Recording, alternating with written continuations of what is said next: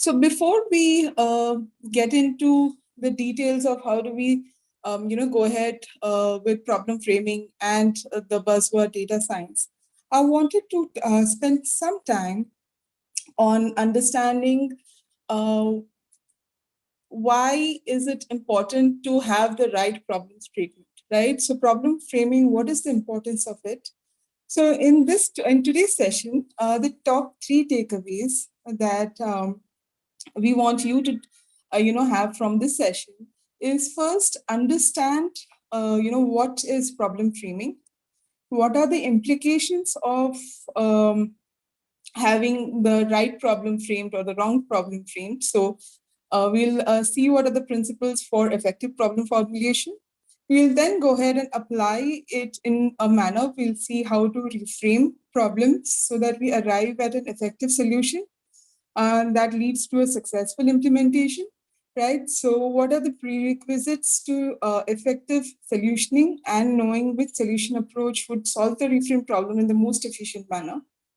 We will then take one industry framework in this session, the CRISP DM framework, to see how do we apply all of this in data science and how do we phrase a problem which matches both the business requirement and also a problem that data science or analytics can solve.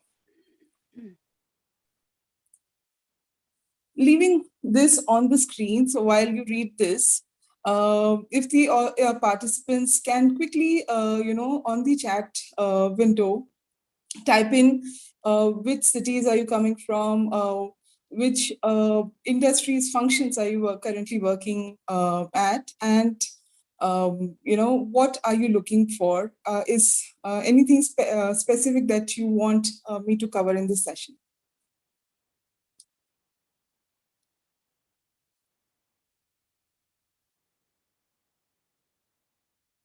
Great, Chandra. New Delhi, it's pretty chilly there, right?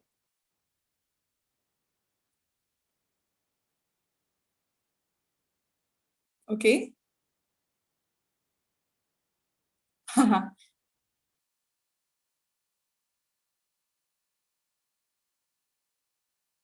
Great.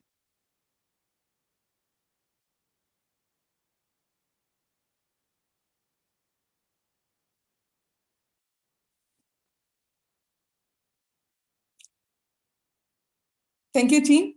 So let me start with a question to you guys. So at each of your work areas, right, we all get problem briefs, we all get assignments, right, that we work on. So what do you do when you first, either your client or your manager or your business stakeholder, comes to you with a problem statement? So what is the first thing that you do with it?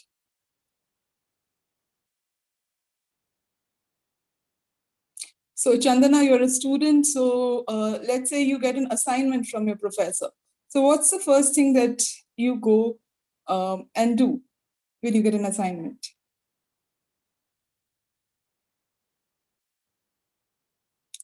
Great. So Vijay says he asks more questions. He does his research or he speaks to an expert. Great. Understand it first. Okay. So how do you understand?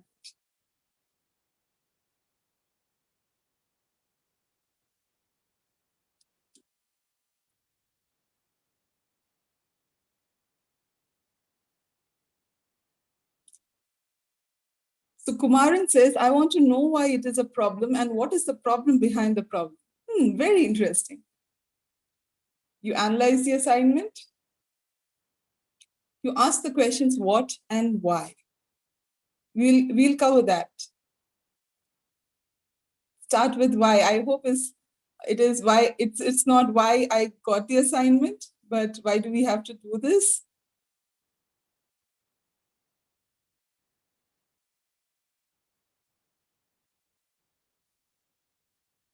Okay.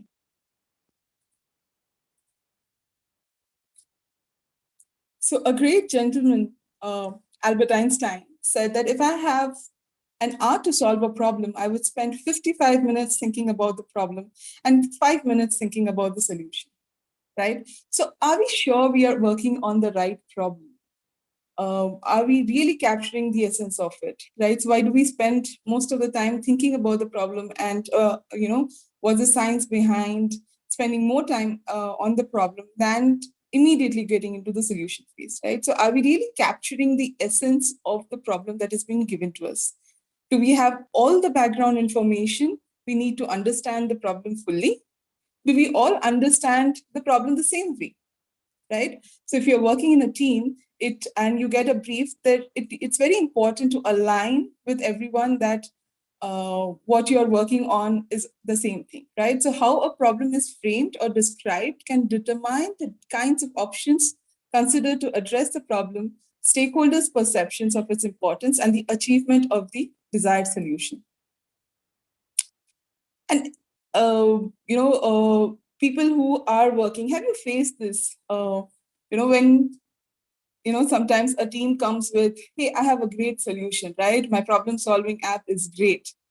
But having worked in silo and not understanding the business implications, right, and the stakeholders' demand, it can break the upstream or the downstream process, where you see the other gentleman, not very calmly saying that it is useless, it is not compatible with my decision-making app. Just imagine, the time that somebody would have spent on building a solution and then seeing that something else is breaking or something bigger or it has caused a bigger problem. So the truth is that you will see that you set yourself up to seek, and you'll find what you set yourself up to find. This is why framing is so sturdy. Making an effort to examine the potential challenge as to understand it fully in its essence and implication is time well spent. Taking cue from that, right? So are we solving the right problems? So there's an interesting Harvard study which gathered data from different organizations, and what they saw was that 85% of the managers strongly agreed that their organizations were bad at problem diagnosis. A strong implication of that resulted in that 87% strongly agreed that this flaw carried significant cost. Right? A lot of us tend to switch quickly into solution mode without checking whether they really understand the problem. Another important factor is, are we using the right tool for the wrong problem, right? So there are multiple ways how we can approach a problem, right? And we will get to know it better. But here you see that the brief was, we needed to create a wheel. Now, if you don't understand, why do we need to create a wheel, or what does what do you want from the wheel? Do you want it to be stable? Do you want it to move? Do you want it to be stable and move? Right? So, we have a hammer, which is, whatever tools or techniques that we know of or have we learned, and then now we are looking for nails, right?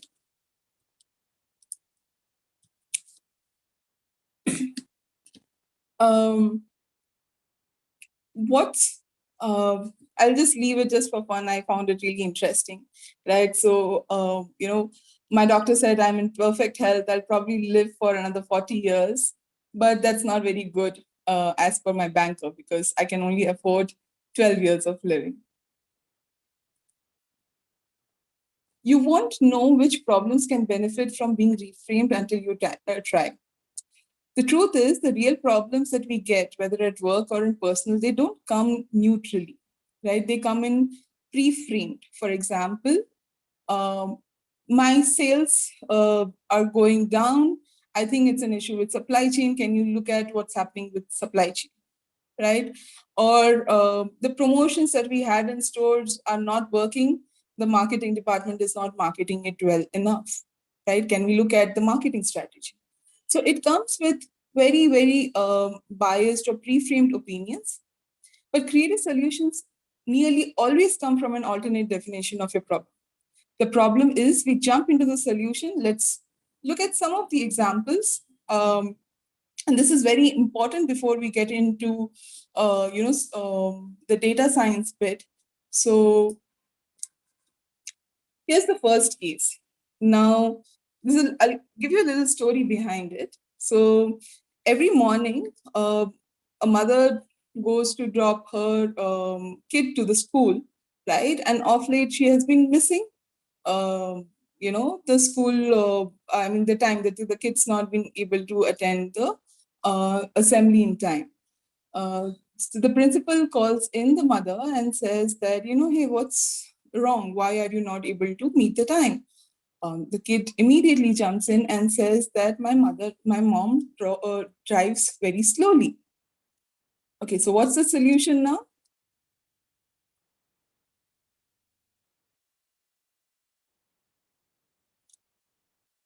Anyone?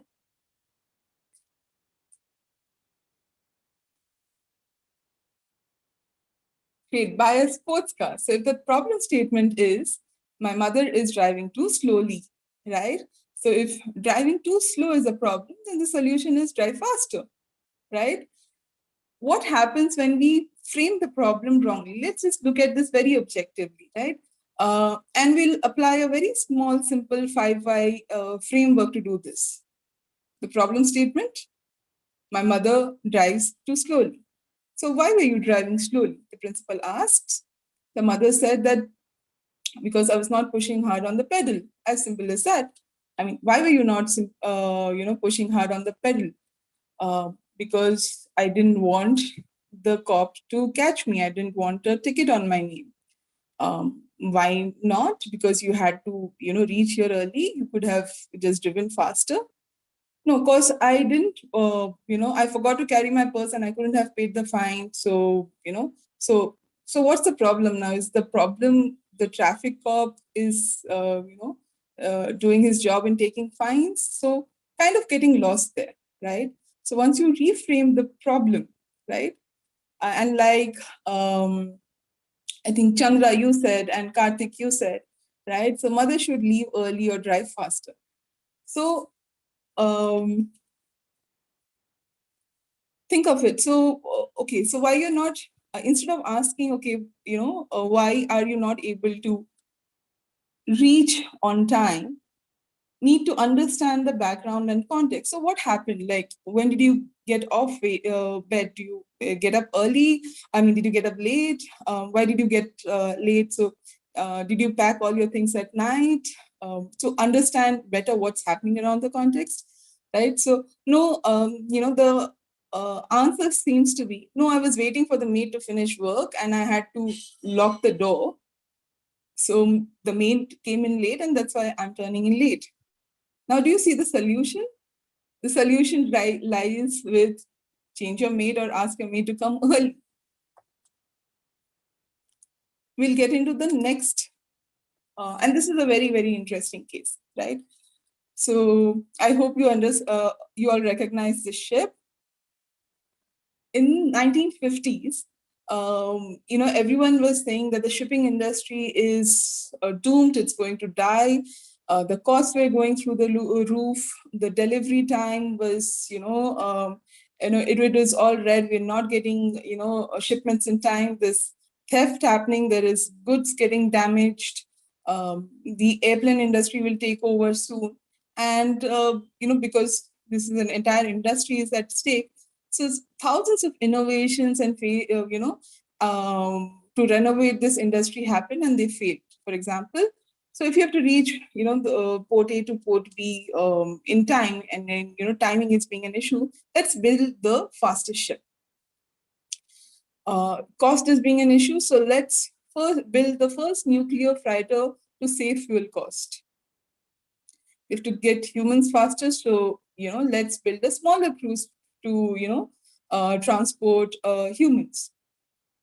But all of these failed. These solutions were not working. The problem still remained.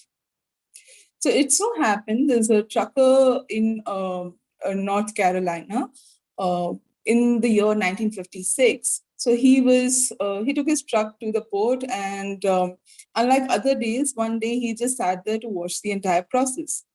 So he saw that there was a lot of time being spent on people, carrying, unloading the goods, loading the goods, taking them to the port, to the ship, loading it there. right? So loading it from the dock. And then he had an epiphany that the real problem is that while this process takes place, the ship is been waiting idle for over a week at a particular port.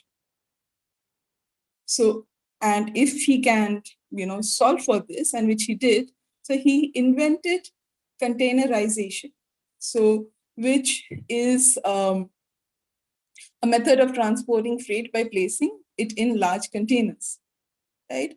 Now, what happened? We have shrunken the entire 1 week's process, right? So the ship is not idle, so the cost is saved, the process is more efficient.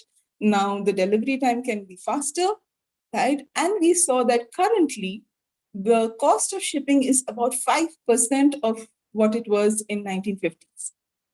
And this method is being used by across the world until date, and that's how globalization could come in effect, where goods could move from one part of the world to the another seamlessly.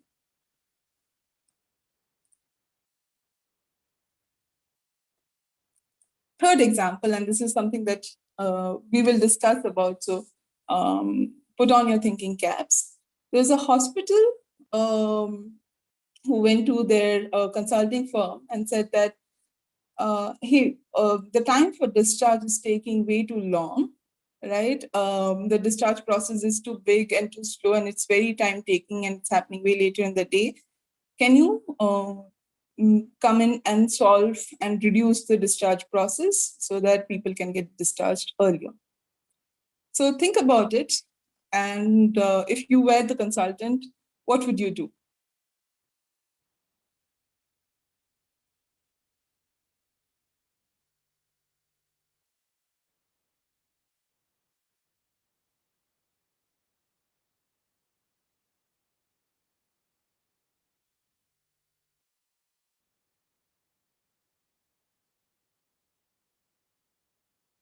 Study the discharge process, says Vijay.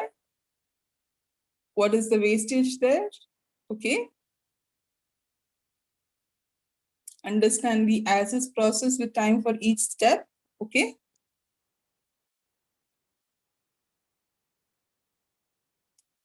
So Anushruti says that automate the discharge process wherever possible. Okay.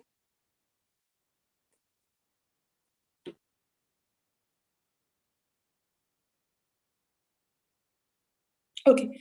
So what the consultant did was he didn't ask, why. He asked, what happens if there is a late discharge, right?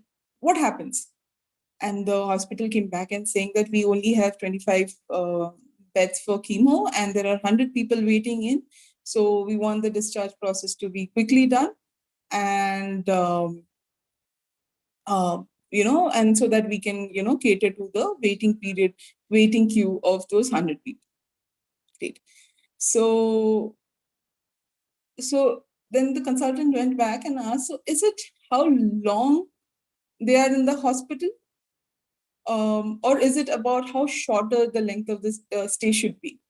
And the hospital management became a little, serious. Aren't you, reframing the same question? It's the same question. I said, I want the discharge process to be faster so that the beds can, rotate quickly, and I have more money coming in. So then, why are you saying the same thing? So the consultant went and said that the solution set changes as per the problem description. In one case, it is the number of bed that matters, and in the other, the number of beds doesn't matter. So if it is not time to bed, what it is, right? So after a lot of brainstorming, they realized that it is time for the chemo solution. So what happened was that the brief came in as it's a time you need to work on time of day for discharge, right? Then it went on moving. So it's about the length of stay. No, it's not about the length of stay. It's not about time to get a hospital bed. It is about time to get chemotherapy, right?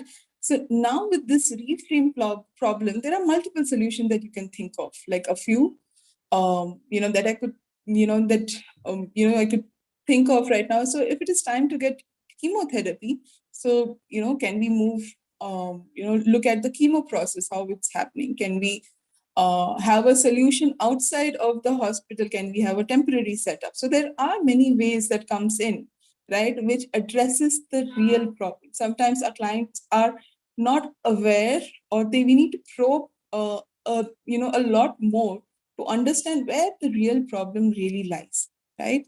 So creative solutions never always come from an creative solutions always come from an alternative definition of the business problem.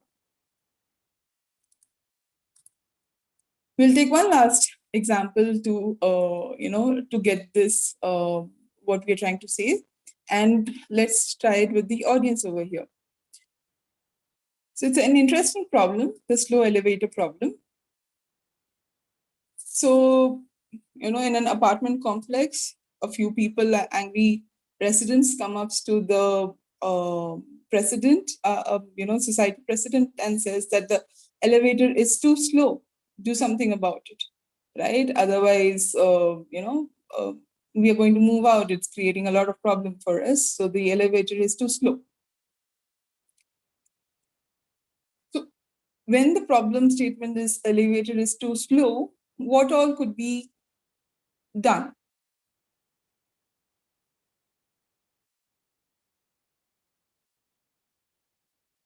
Okay.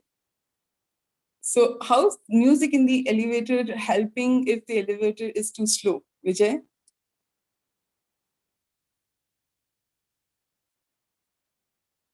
It's an interesting point you brought up, but with respect to the problem statement, okay.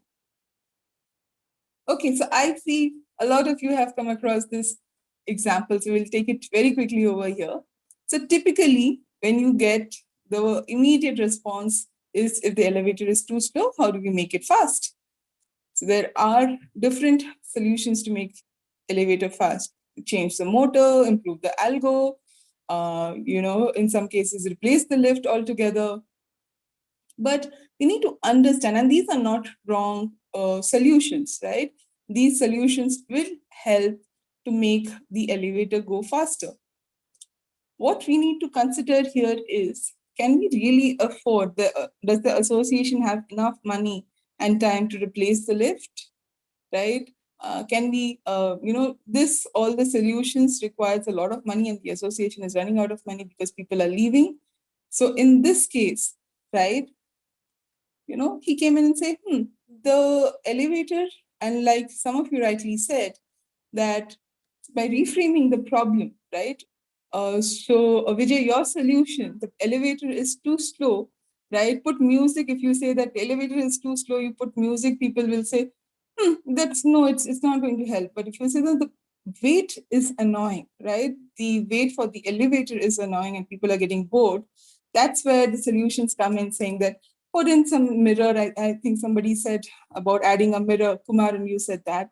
Or have music inside the lift, get in some experience so that people don't feel the weight to be the problem. While the problem is the elevator will still remain slow, right? And you're addressing the weight part, and by the time people have calmed down and they're willing to pay more money in, they can obviously see how do you renovate the lift and get it faster and address the entire situation once and for all.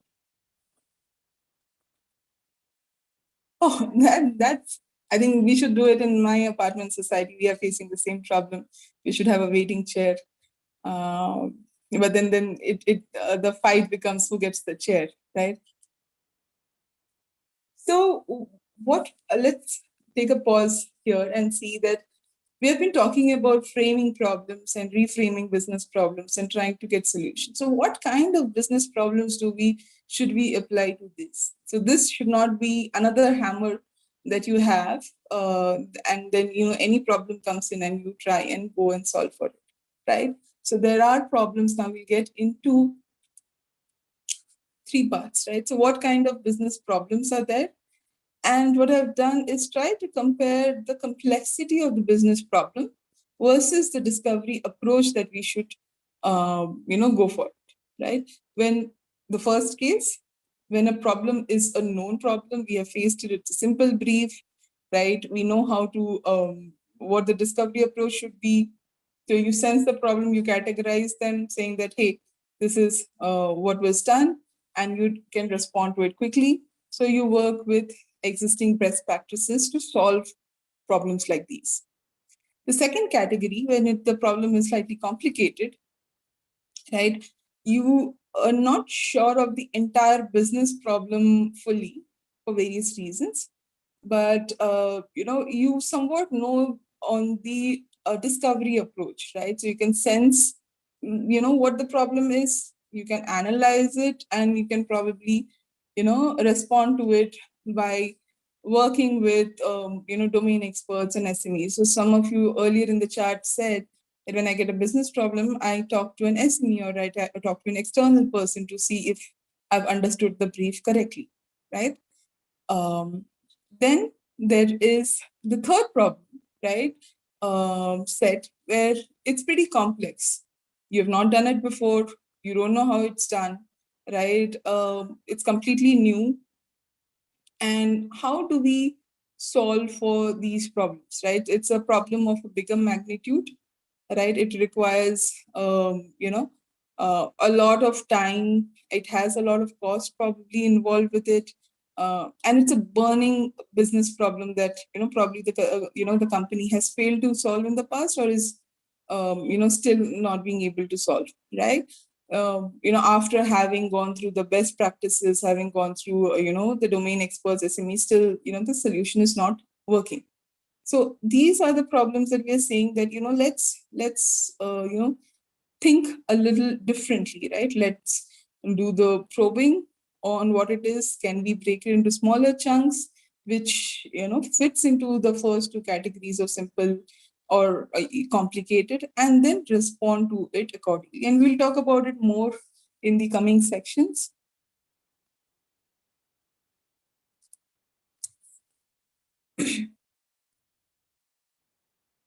So what is problem framing, right? So there are a lot of definitions, and it's very simple that, uh, we there is a business impact context. We spoke about having a business impact. There is a discussion on data and tools, but what really matters is how do we link, right? And currently the link is broken, and we see this across industries, right? While we know there is a business context, we know there is a business impact, we know there are data and tools, we have to do something with these. The right combination, linking these, and that's where the skill set of business problem framing comes in, right? So when you, as a techno-functional connect, can combine these different silos together, so right, to make a guardrail to explore opportunities. So you understand what the business context is, right? Um,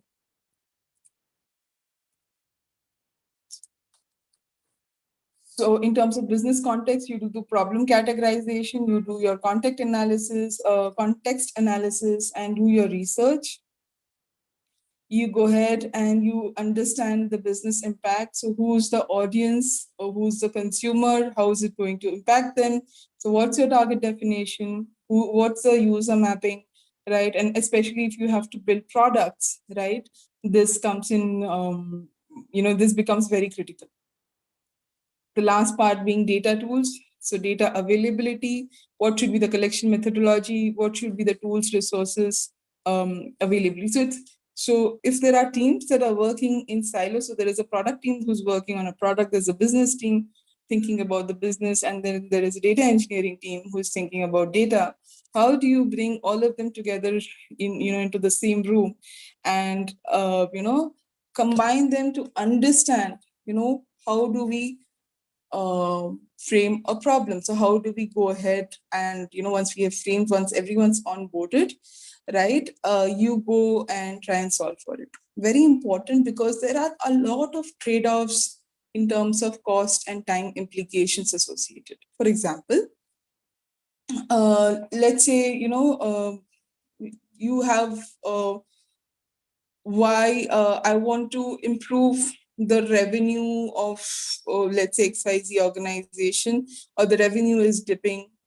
Why, right? And the customer team comes in and saying that we will build XYZ products, we will do this, we need data. The data team comes in and says, hey, we will, it will take us, we don't have any data in a structured manner. We need to collect the data. It's going to, take us time. It's going to take us a lot of resource. We don't have the right tools. We need to procure those tools, right? So we can solve it for the problem. We have a glorious solution for it. But do we have the time? The business says that, hey, I want it done earliest. We are bleeding money, and you're asking me, you're telling me that it's going to be a 6 to 9 months project. I don't have that much time, right? So then brainstorm and see how do we put the problem in a reframe the problem as to catering to the trade-offs of different functions that are involved in terms of cost, in terms of time implications. Any questions so far?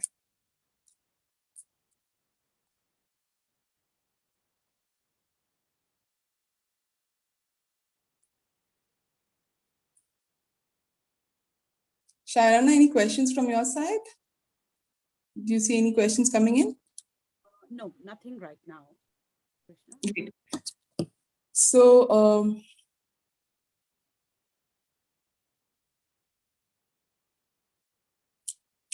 yes, we will do that. I'll take you through one or two more examples, and we will talk about the business world. We'll take one case study and we'll go through it. Okay.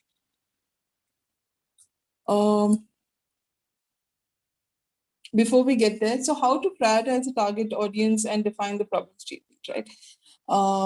We have spoken a lot that, and we have understood hopefully so far that yes, there's a need to reframe problems. We need to reframe problems to come with better solutions that are implementable, right? And comes in with the right trade-off between cost and time, right? So what do we do that? So, and these are very important things. And we'll take in examples, and feel free to drop in your own examples that you've seen in your own organizations, right? So question the objective. Now let's say there were two people fighting over whether to keep a window open or closed. One was saying, no, I want the window closed. The other one was saying, no, I want the window open, right? And that went on for for a very long time. The one was going and opening the window, the other person was fuming, coming back after like 2 minutes and shutting it down. So a third person asked them, right? So, and it turns out that the first person wanted fresh air inside the room. They have been locked up in the room for a very long time. And the second person saying that I'm scared I'll catch a cold, or, with this COVID, I'm not really comfortable sharing, keeping the windows open from outside for some reason. Right? So, what's the solution then? If you have to cater to two different audience, so always question the objective. So once the brief comes in, once the objective is put in front of you, question the objective. Now, if we get a question on, for example, we'll take how the supply chain issue, right? So you want to look at the supply chain process, but why? Like, what happens? What are you thinking that is happening within the supply chain process, right? And if how do you think that if we fix the supply chain process, your sales are going to go up, right? So have a discussion around, and before having that discussion, it's also important that you do your own research, and we'll come to that in a bit. But ask what's missing. So when faced with the description of a problem, people tend to delve into the details of what has been stated, right? Paying less attention to the description might be the description might be leaving out. We looked at the hospital case study where the description was given, that the time of discharge needs to be worked on. So then nobody told us that it was because of we don't have enough beds, or we need to solve for the chemotherapy patients because that has to be done at a particular time slot only. So in that case, so to rectify this, make sure you ask explicit questions, or you ask explicitly what has not been captured or mentioned. Okay, so another example. So a team of senior executives came in and were asked by their CEO that how do we improve the market's perception of our company, right? So the stock prices, are getting impacted, and how do we improve the market perceptions of the company's stock price? The team of highly skilled people, analyzed with all the data that they had, components affecting the stock's value, right? So, for people with who have done stock analysis or come from a finance background, will understand that you will look at the P/E ratio, you will break it down you'll break down different components and so on and so forth in terms of debt ratios, earning per share, etc. But this was all, this was nothing new for the CEO. I mean, obviously he's a CEO, so he or she, they would know what's happening on all of this. And they were and it also turned out that these factors can not be easily impacted or moved, right? So you can't move the debt ratio very quickly. You can take actions, you can write down what's happening, but that's going to take time and money. And then there was somebody else, an HR executive, who prompted that, it might be because that the external financial analysts, when they come and speak to the company, the task of responding, or when they pose their questions to the company, the task of responding was typically delegated to slightly more junior leaders who had never received training on how to talk to analysts, right? As soon as this point was raised, the group saw that it had found a potential recommendation, and that could be quickly implemented with very low cost implications. That, hey, they said it's simple. We get the spokespersons trained, and we have the right brief given to them. So when they talk to the financial analysts, they are able to calm their nerves and answer all questions in the right manner. As I see somebody had raised their hand.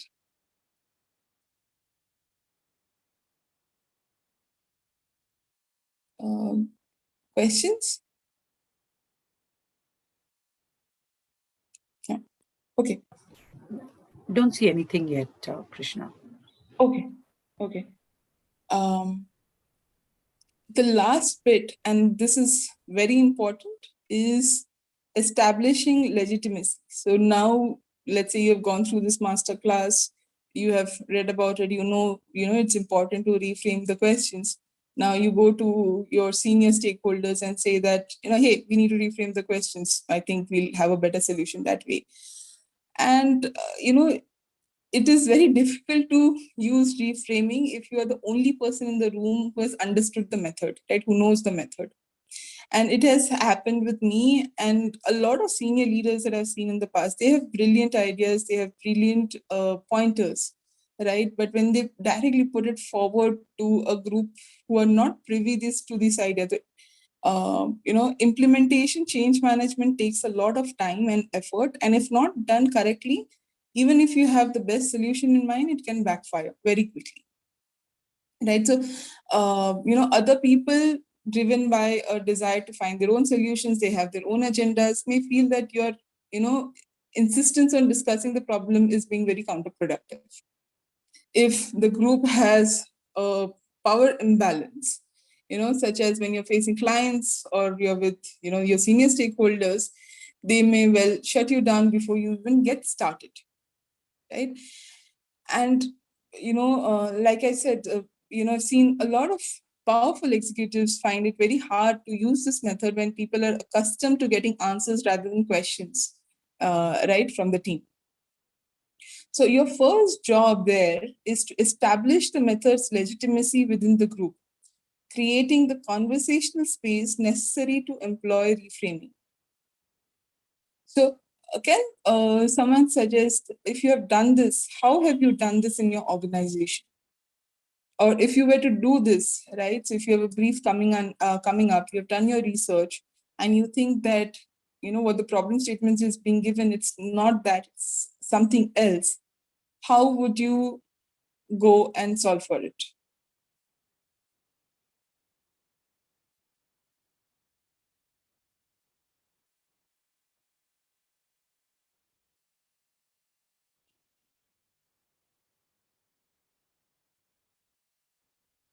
Okay.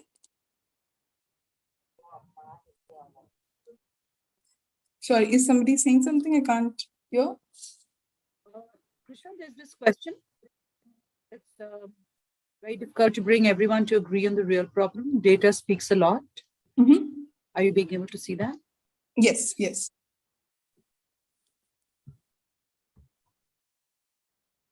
Okay.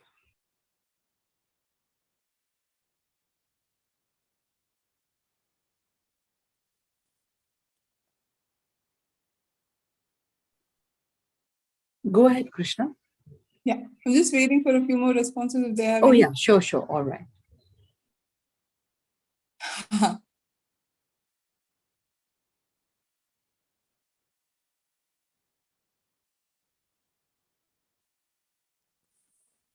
Okay, so there's a mix of responses, right? So the challenge is usually that the team doesn't know the problem beforehand and hence no time to prepare or research. How do we handle that?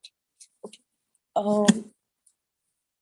So we'll take it up bit by bit. So I see somebody saying that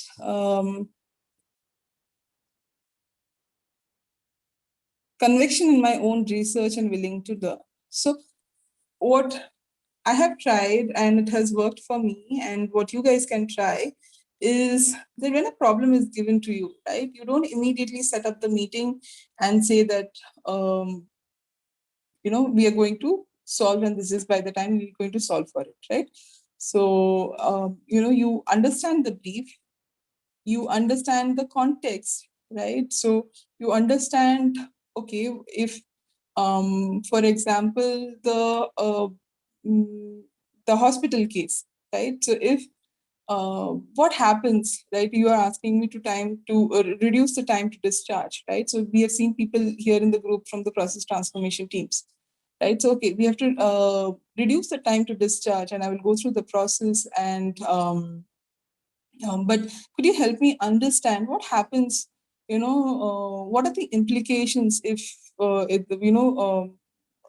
when the time of discharge is quite high, right? So, what are the implications? So, you are asking us to do this dashboard that you want to see to help you solve, your supply chain issues on a real time basis. But what happens when your these stocks are not going to the store? So is it have you seen that it is the store is not having stocks because there is a problem that the trucks are not delivering it on time, or the distribution centers is do you think that there is an issue with the distribution centers? So try to gather as much context from the stakeholder, from the person who's giving you the brief possible, right? Make notes of it.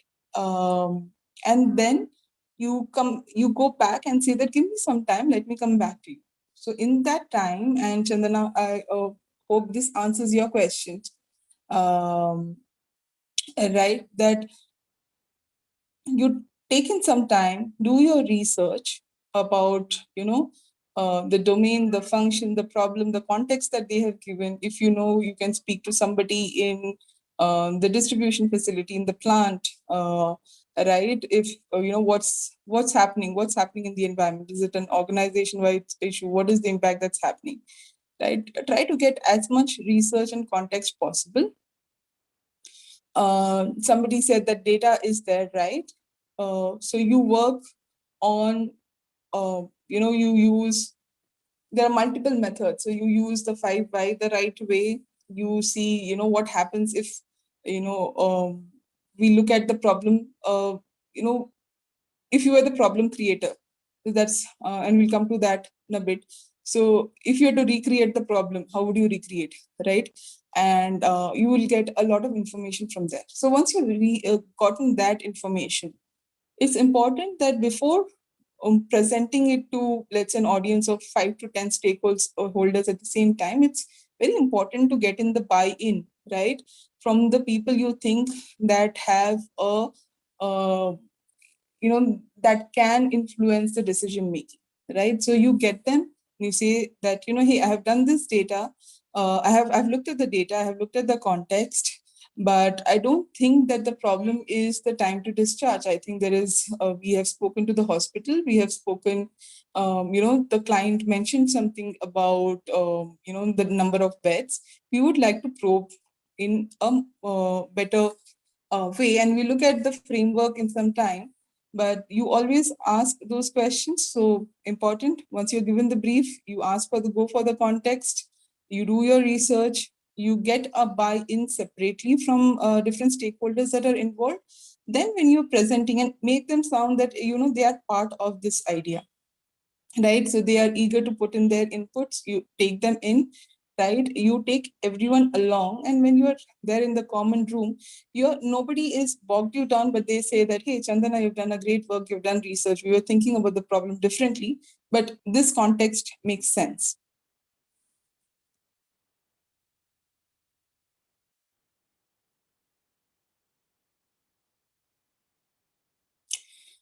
Isn't asking why 7 times, not directly. So we looked at the why the 5 why or the 7 why in your case, in the example of the mother and daughter case, right? So the problem statement is something, and you keep asking, it's a very powerful tool if used the right way, right? So if we come up with, why this is happening, why, what, where, without understanding the what, when, how, we will completely land, into a different solution set, which might make sense at that time, but might fail miserably when implemented. The problem might not get resolved. Okay. Therefore, so we'll come into, we spoke about getting buy-in. So what are the best practices for effective reframing? The first thing, like I said, research and collect information. So we cannot correctly address what we do not understand, right? And this is where your 5 why will not help you, right, if you don't understand. And we cannot understand an issue if you're not aware of its complex context, implications, and possible consequences. Trying to solve a problem without all in-depth background information is like, writing without knowing the alphabet. Indra Nooyi, ex-PepsiCo chairperson and CEO, in her book stated, and multiple times stated, that whenever, even before joining PepsiCo as a consultant, or even after joining PepsiCo and at a very senior level, right, at a C-suite level, if given a problem, and if she has to do anything remotely with it, she would go into the bottommost possible. So if it is talking about, making of chips, right? So she will understand that what is the process, or how is potatoes are being grown, what's the fertility level of the soil, how does it impact, what is the manufacturing process, getting in and out of the entire context around the problem, right? And once she is ensured that she has covered all the points, then she is like, okay, now I can, I have understood the context around it. I'm in a better position to go ahead and reframe the problem and, along the line, solve the issue, right? So take your time to research on the nature of problem, the importance and urgency of it, its tendency or frequency to occur, and every single of the stakeholders involved in it, right? So if you have been given a problem statement and it impacts, let's say, marketing, distribution, sales, HR, finance, whichever teams are getting involved, you need to understand their point of view and how's the problem impacting them, right? What are their own problems? Yes, I mean, you have raised your hand.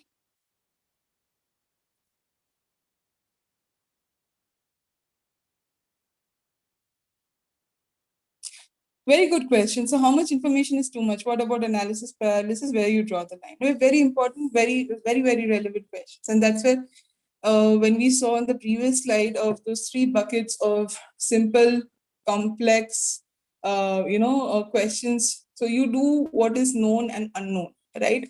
You are sure of it. How much is much? So, if you're till the time, and we will talk about this framework, till the time you can bring down, if the problem statement is, if you have to write it in 40 words, till the time you bring it down to 5 words, effective words, which sound actionable, when you have the right trade-offs, if you're coming with a, if your problem is leading to a bigger problem and which is going to be very costly, very time consuming, it means that you're going probably in circles. So when you do your analysis, it should bring you to a point in a very focused manner, that you can say that, hey, I have broken down these problems in these 3 bits, right? I can address the first bit of the problem. It's very cost effective, can be done quickly, and will have the biggest business impact, right? So remember the 3 graphs and the Venn diagram that we had discussed earlier.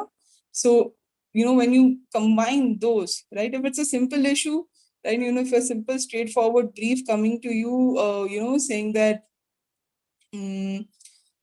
uh, how do we increase the productivity of a person, right? Then you don't have to go and research about everything around the context of manufacturing. So if it's a productivity of a person in manufacturing, you don't have to talk about have to look into finance, marketing, etc., unless that person is getting impacted because something marketing is doing wrong or something finance is doing wrong. So your analysis should be around the point of, you start with business context. Once you have understood the relevant context around the problem, you go ahead and you look at what is the outcome and who all are the teams going to be involved, right? And therefore, what is the data that I need, right? So if you're looking at the productivity, improving the productivity efficiency of a person in manufacturing, and you see that there is a downstream impact or an upstream impact from marketing or from R&D, right? So then you will start involving them. Otherwise, if it is not, if finance is nowhere related to this person, you will not go ahead and talk to them. That brings me to the point, Abhijay, to the next, the 40, 20, 10, 5 rule, right? So what is the 40, 20, 10, 5 rule? Now, concision and framing will many times be the answer to your right solution. So we have seen that. And for all those problems that are very difficult to define quickly, right, which has a very high scope of your analysis paralysis, you can apply the rule that goes through these 4 steps. State your problem in 40 words, cut it down to 20, then to 10, and end up with a 5-word problem statement. If you cannot keep it simple, probably you have not reached the roots of it yet. Does this help?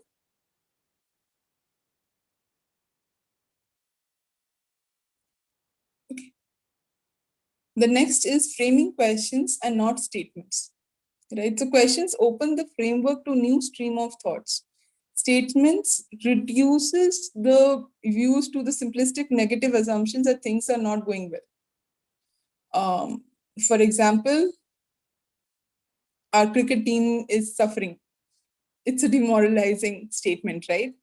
So how can we make the cricket team, how can it be better? Or is a question opening to the door to successful problem solving. So instead of having a statement in a negative way, try to see how can you use positive language and frame it as a question. The kind of words we choose to use can literally change how we think, right? Positive words are known to engage the brain in a much more responsible way to understand the big picture, right? It's important to respect, promote active listening, right? While negative words can activate the fear center, right? So, when we're talking to our senior leaders in a business discussion, so the moment we say that this is not going well and this is not going well, and when we bring these negative statements, you would have seen that the body language of the senior stakeholders shift a bit, and subconsciously we all become very defensive because negative statements tend to have an impact on the fear center part of our brain, right? So using positive language to frame a problem has the power to influence and ease the process of finding the right answer and predispose successful decision making.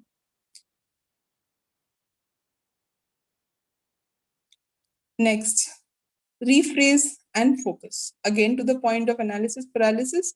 So, how do we know it is the right issue? Take some time out to potentially reframe the problem. If after this exercise the problem does not change, you will have confirmed that the nature that you will have confirmed the nature of the problem. So, however, 50% of the time you will end up reframing the issue in a much more strategic way that will significantly improve the success of your solution. So, and it's an iterative process. It's not like, you have a problem, you rephrase it.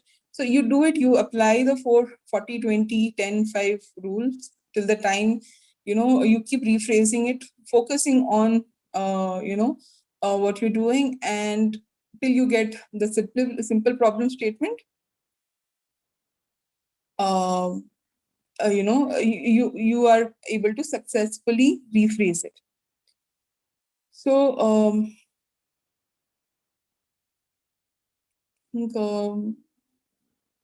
Amin, you can post your question in Q&A or on the chat.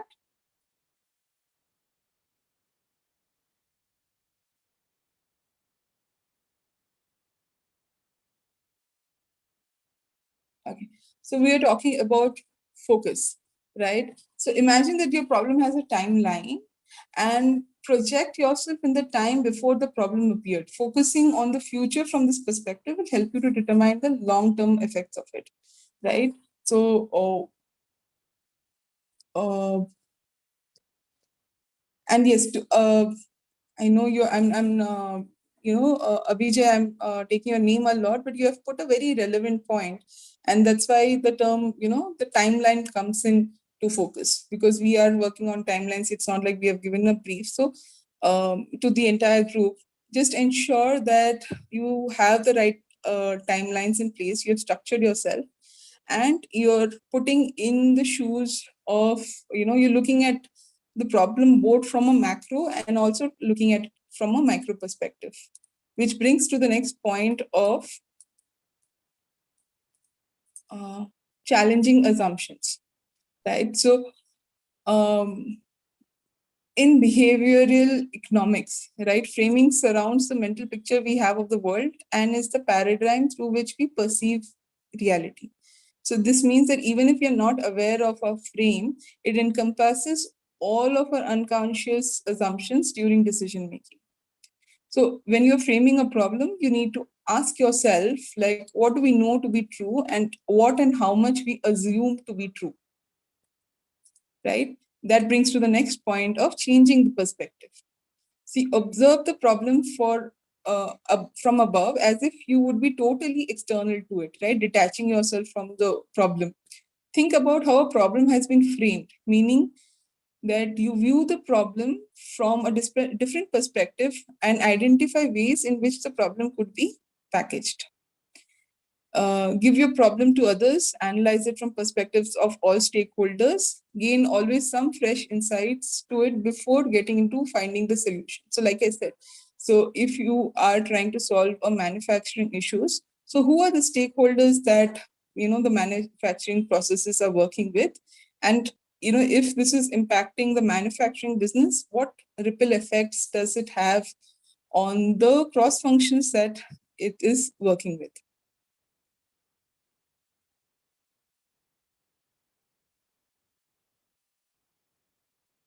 Thank you. Can I unmute Amin for just a couple of Okay, seconds? sure. Okay, Amin, go ahead and ask your question, please. Yeah, hi Krishna, can you hear me? Hey, Amin. Hi, can hear you. Yeah, thank you for the opportunity. Krishna, I had a couple of questions. If you can just help us understand this well. The Mhm, first was around research. So mhm, when we talk about research, it means different to different people, and different people do it in a different way. So the mhm. question was: is there a methodology to go about doing the research in terms of anything that we want to do? It might be a simple Google search. It could be speaking to people. But is there a methodology? That's the question. And the second was, while I'm a big data fan, at times there is qualitative data, wherein whenever you're speaking to operations or other teams, it could be their views, beliefs, hunches, and it's more of words. So, would there be a way in terms of how do you turn this qualitative into quantitative to make more sense when presenting to senior management? Great questions. So, on research, there are a lot of methodologies, but I personally would advise you to have a checklist on this, right? Because again, the biases come in, and you could have missed something, that needs to be worked on. So, the best way to go about is that if you're doing it, if you're brainstorming it yourself, bring in two, three people, who are aware of this topic and ready to help you, right? And build a, what we call a mind map, right? Build that map out and see what are the sectors that you want to research in, right? So, for example, if I am, what area of work do you represent? I come from an IT company who's into product development. Okay, so I'm not very familiar with that space, but let me try. Right. So let's say you are, you've been given a job to develop, app, for employees internally. So there is, Zoom, there is something, but your company, let's say, wants you to build an app that the internal people can probably use, and people internally can use, and the aim, probably they have said that we want to reduce the time on, um, the people spend on Zooms, or sorry, on emails or phone calls, right? So let's say this is the brief that comes to you, right? You do your research around, okay, what is the need, right? And if they have asked you to build an internal app, what is the need for creating something from scratch when you have a Zoom or a Microsoft Teams, right? So you start with the problem, and uh, take a step back, put a mind map on, and then you see, okay, is this something that I can Google and find out? So is it a code that I need to find out from Google? Or is it, let's say, for example, in manufacturing, supply chain is being an issue, so you Google and find out that, hey, is supply chain an issue everywhere else? How are the other people, catering, solving for the supply chain issue? But if it is something that is, for example, in your case, you know that there are other tools available, right? Here, Google will not help you to find out. You need to understand why an internal app needs to be built, and why not do it on Zoom. So I would suggest that in this case, don't have a checklist in terms of your research methodology. Go with the logical flow, build your mind map, put it on the board, and then see where are the logical conclusions it's taking you to. Mhm. On the second part, the qualitative, converting qualitative to quantitative, right? So there is a lot of inputs that come in, and very important inputs. And when you go through the EDA session, and we will cover that there a bit more, looking at qualitative data versus quantitative data, a lot of it is also noise, right? And but some of it are really good pointers. So you focus on your quantitative points, you also collect the qualitative points that are coming in from different audiences, right? If you can marry them, right? If there is a correlation, if there is no correlation, if data is showing what they are saying, right? They can say that, again, taking the supply chain example, hey, the, distribution centers or the supply chain team doesn't work, we don't get the, product on time. But you see the data is showing differently. It is not the supply chain team, then it's not the route optimization team or the inventory team. It's something to do with the sales rep uh, at the store. They are not, or it is the, the store owner, they are not giving you enough shelf space, or they're fighting for it, right? So you can always challenge them, the qualitative part, with data. Like you said, data will speak, and we'll see shortly that data can speak in any language that you want to, right? So the context is very important. Keep your qualitative involved, back it up with quantitative. If it is not, then you can always challenge it, saying that, hey, this is not what the data is saying. Maybe, we need to go through and reframe the problem a little bit more, and look at the data from a different perspective. But whatever metrics that we had decided on, and we have pulled the data says something completely different from what your comments are. Thank you for that, Krishna. Thank you. Okay. So the last point on becoming a problem maker. So if you're still not able to find the solution, you turn it on its head, and instead of trying to focus on how to, and instead you try to focus on how to create the problem, right? Um, creativity always comes from addressing an issue from a different angle or perspective, right? So, for example, again, on the supply chain piece, right? I mean, we'll talk about it, that whether the data was really saying that it's a supply chain issue, or is it because there is a disconnect between the sales and marketing team, or the sales and the customer teams. You tend to become the problem maker. So if you have to create the problem, right? If you had to create the problem or the gap in the team, what would you do it? And many times you'll see that the path towards solution making can come from there. And all that we have spoken, it is good in theory, right? It is very difficult. Like my background says that problem framing is really difficult, right? So how do we, get on top of the skill is to practice, right? We have practice sessions in our classes when we do the classes in the coming sessions, right? So how do you become more how do become an expert? And there's nothing like uh, doing practicing it, right?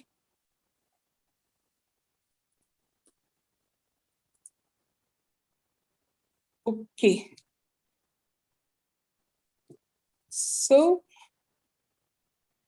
just trying to get a pulse from the team. Shairana, how are we doing? Anything in this section? In the next sections, we'll quickly now move to problem framing in data science, right? So framing problems as a data science problem. So quick pause. Good, Krishna. I think that's fine. I think it's interactive. I think the audience are asking the questions that they need. And I think the flow is fine. I think the audience is okay, good to go. Great, thank you. So would you like to take a break and grab yourself a cup of coffee, or you're all right to just go on? I'm good. I'll just take a breather and probably have a question from the team to reflect on whatever we have spoken so far, and some of the points that probably you are going to try Monday onwards, right? That that you have not been doing so far, or you think that you can do better. It'll be great to know from this audience. So what are some of the reflections that you see from whatever we have covered so far? Okay, great. All right, audience, any input there before Krishna can move on to the next module?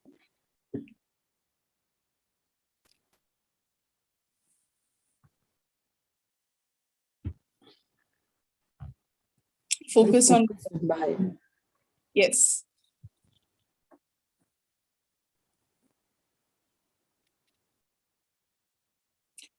So, Vijay, what are you going to do to get the buy-in from not just senior stakeholders in this case? Sometimes you need to get in buy-ins, and if you are a team manager, right, you need to get in the buy-in from your team as well, right? Or your counterparts on the project that you're working with, or the people that you need to get the data from, right? You need to align them on what is the objective. And obviously, you don't have to do this exercise with each and every one, but it is important that you have aligned the people so the person who's giving you the data, they know why they are giving you the data, and they give you the data the right way in the earliest possible manner.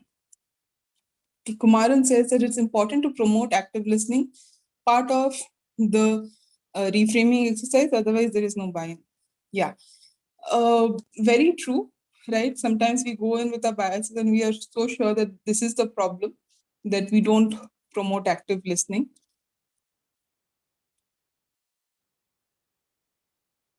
To be cautious of using positive language, whether reframing is okay. So you're saying that you want to use, positive language in reframing your question. So is that what you meant?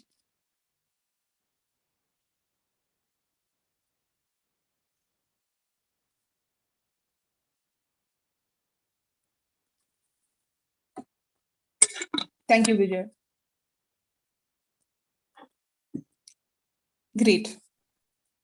So let's move to the next section of data science and problem framing. And before we get into some of the theory, I just wanted to show you for, let's see if it plays and if you can see the video. There's nothing much to hear, this background music, but let me see, just a compilations of robots failing.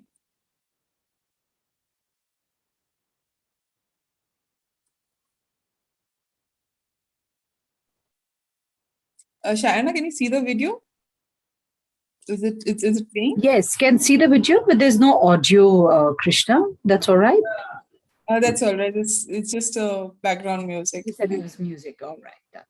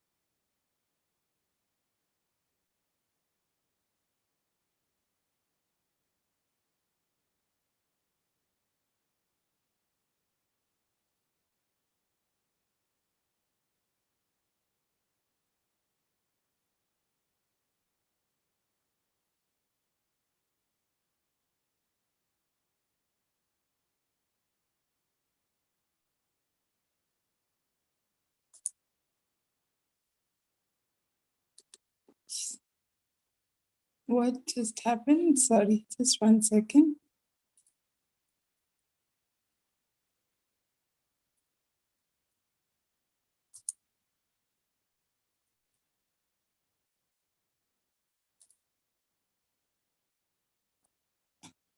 Okay. So all the data people out there, um, there are a few buzzwords in the industry, right? So big data was one of them when we, a few years back. Um, Words like digital transformation or a digital factory, right?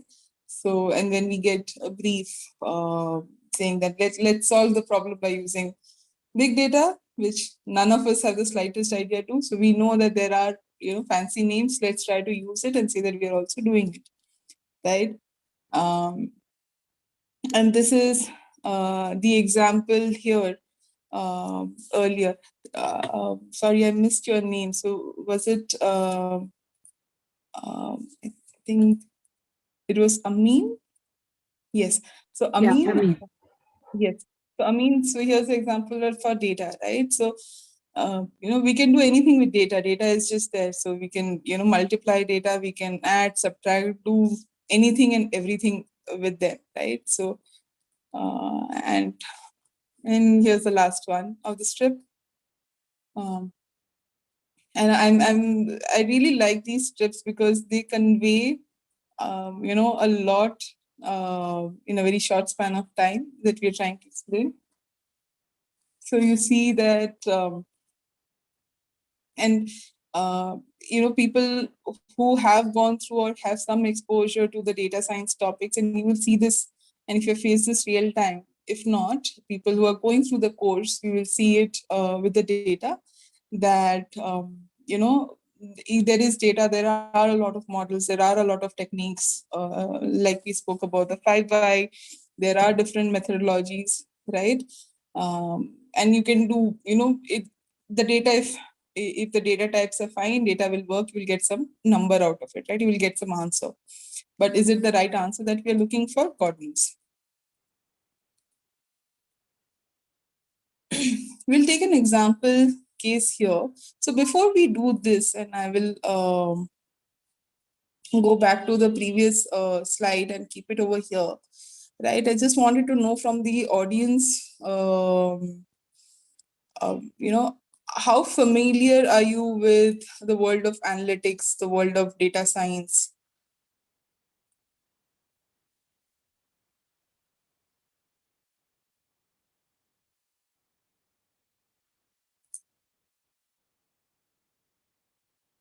Okay, great. Anybody who is not very familiar with the concepts? Okay, thank you, Momita. Okay. So since it's a master class, we'll keep it a little light on this section, but we can, have more discussions around this. So this is a business problem in the, for the banking sector, and you would have heard people who have worked with data.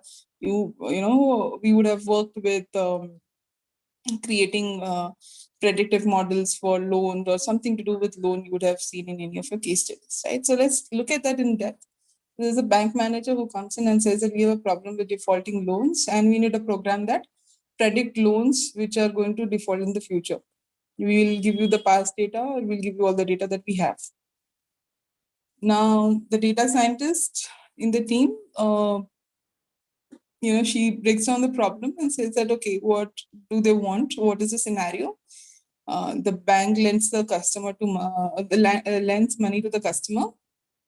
The customer promises the bank to pay back the loan bit by bit over the couple of the loan tenure, period of loan tenure, and but some of the customers are not able to do and are going to default on the loan, right? So but fair enough. And she asks, what is the specific need to predict there? What do you want us to predict? And do you need to know whether every single goal is going to default or not? Are you more concerned about the default trend throughout the whole bank? Right? And, can anybody say what is the difference between the first question and the second question? So what's the difference between, and people who are familiar with the data science space, you can think about how is it different, for the business or the data science team, these two questions. So, how do you know whether every single loan is going to default or not? Versus, are you more concerned about the default trend throughout the whole bank?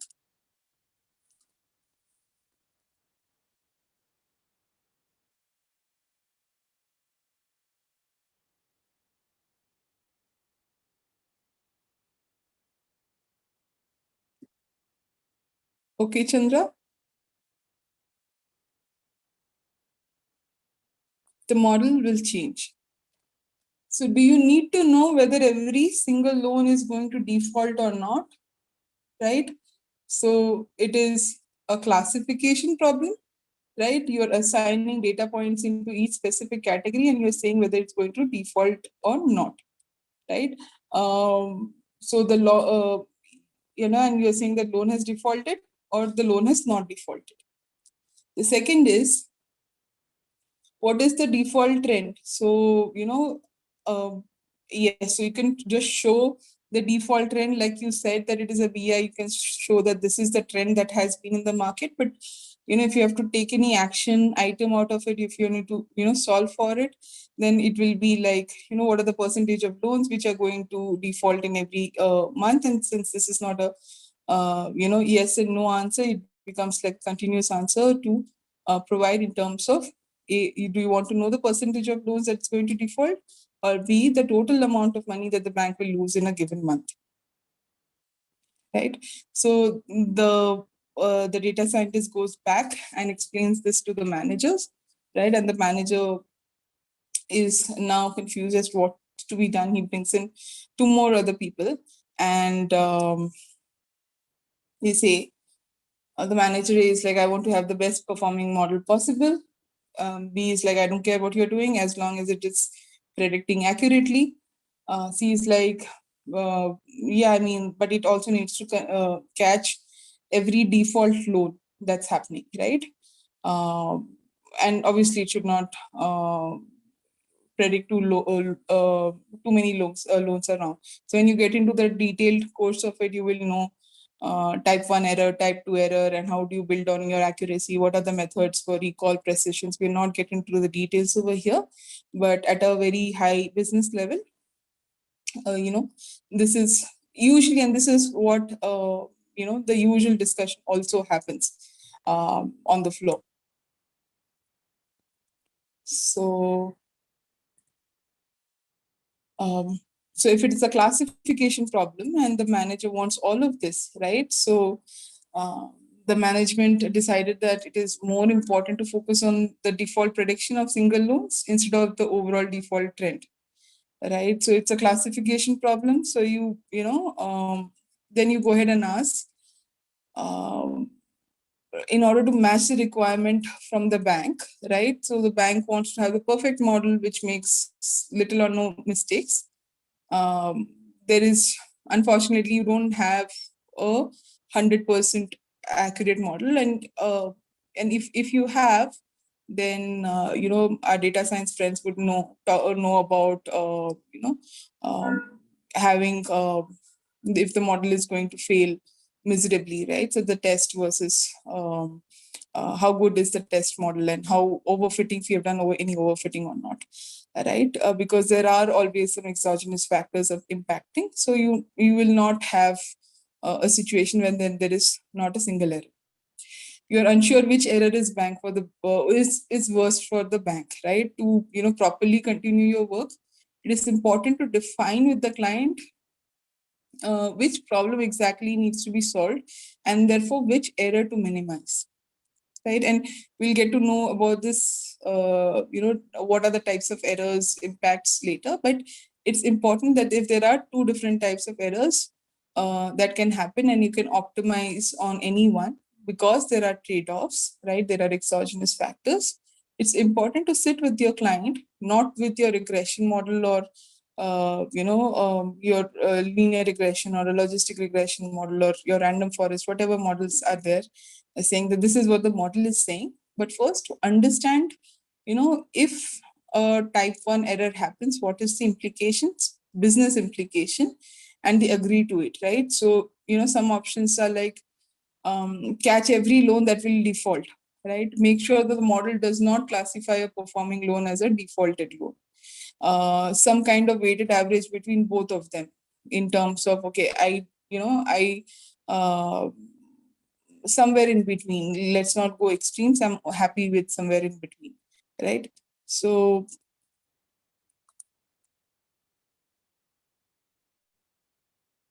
moving to the regression case, right? So it's a regression problem.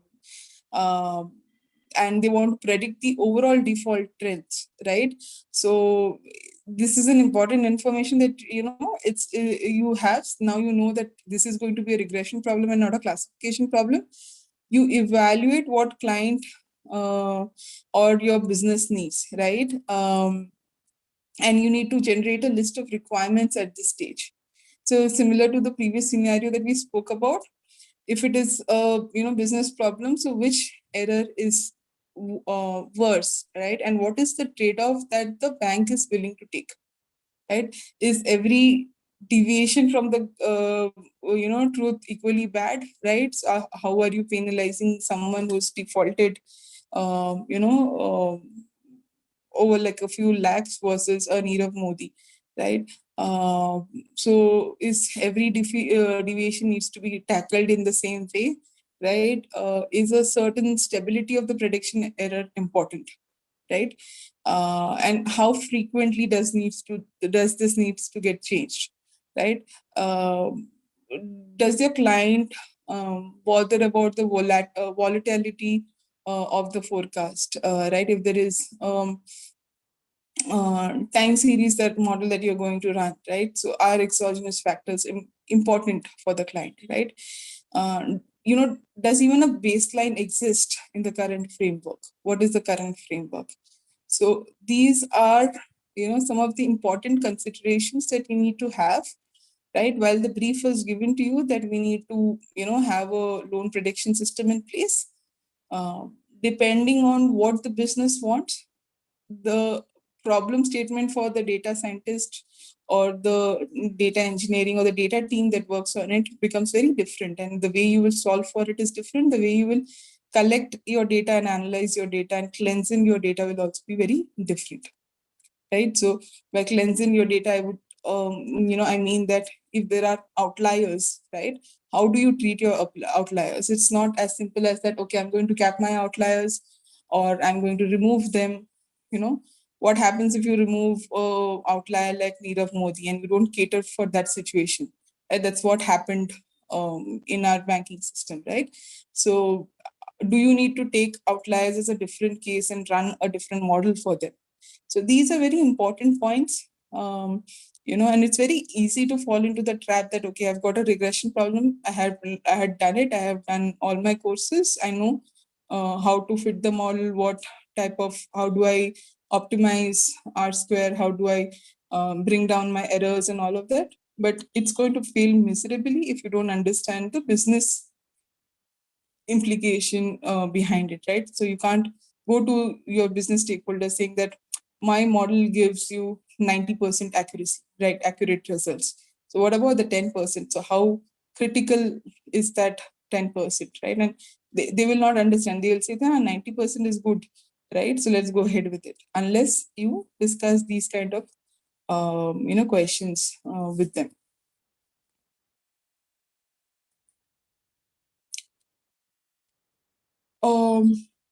I spoke about, we spoke about, what the research methodology, should we have a research methodology? And we said that we should not, while you're doing your research, your brainstorming, you should not follow a checklist because, checklists are very specific to certain situations or certain processes unless over a period of time you have mastered and you have factored in every possible thing, you have mapped it out in such a robust manner. None of the frameworks that at least I have come through caters to each and every situation. It's very relevant for a specific type of business problem. So unless you have identified this is the business problem and you've agreed on it, then you apply that specific framework. But when it comes to data science, right, there is a overall framework that we apply, right, in terms of what's the process we need to follow while solving for such a case.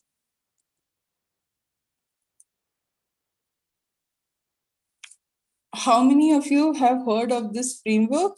Have you heard of the framework called the CRISP-TM, which is the Cross-Industry Standard Process for Data Mining Framework?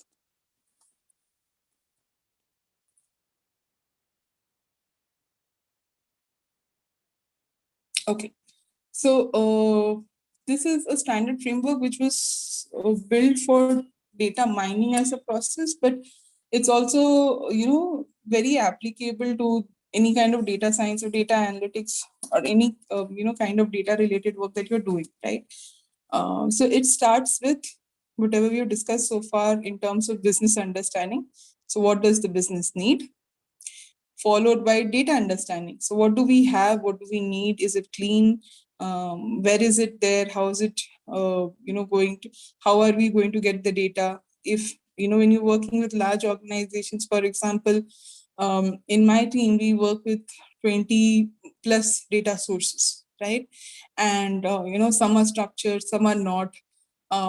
Can we map everything together, right? Is there a relationship between the data sets? We spend a lot of time in figuring out what is the data do we need, what is the metric do we need, where is it coming from, can we fit that into our model?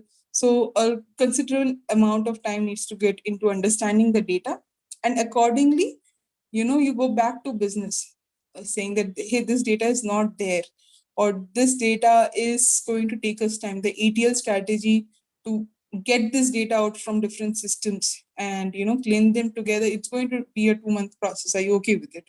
Right? The alternative is we can do BI bit and do a quick analysis. It can't be a full-fledged to build a full-fledged forecasting model, we will need this much amount of time. So you tweak the business, you work with business.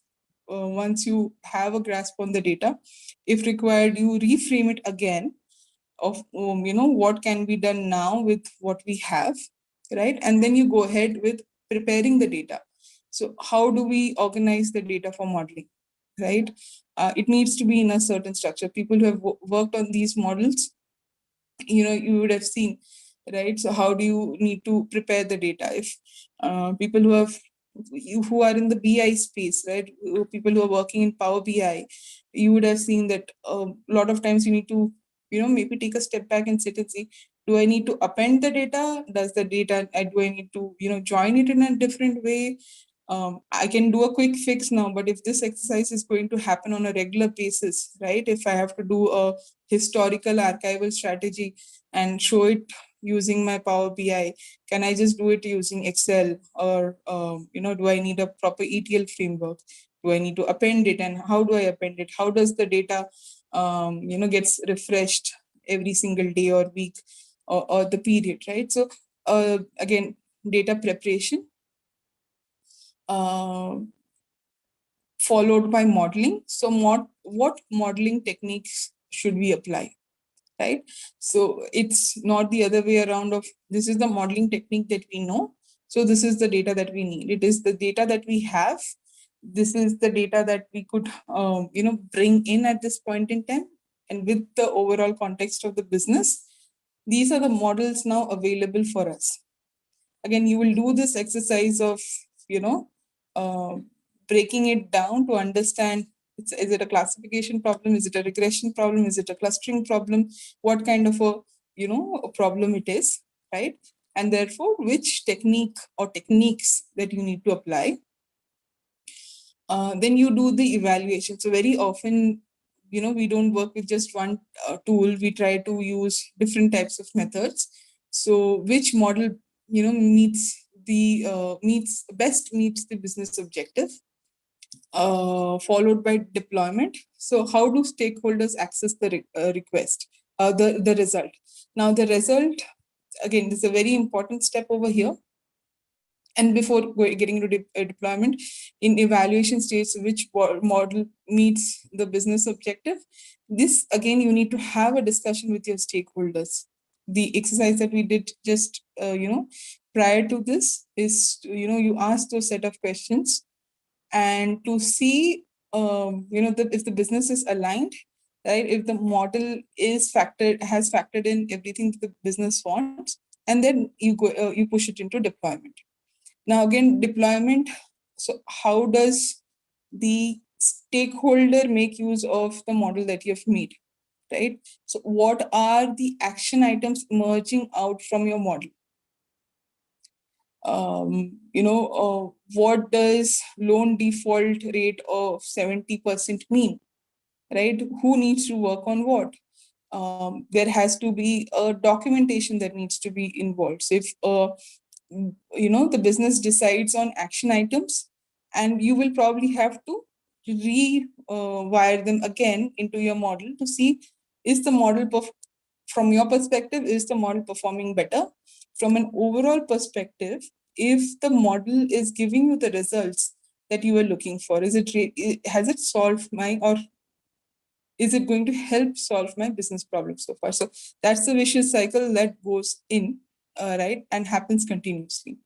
And the cycle is very important, because until unless you keep doing this, right, it's always an iterative method, and we get better. The model gets better, and we see the results impact. It's not like, okay, we have done a model, our work is done. It's very important.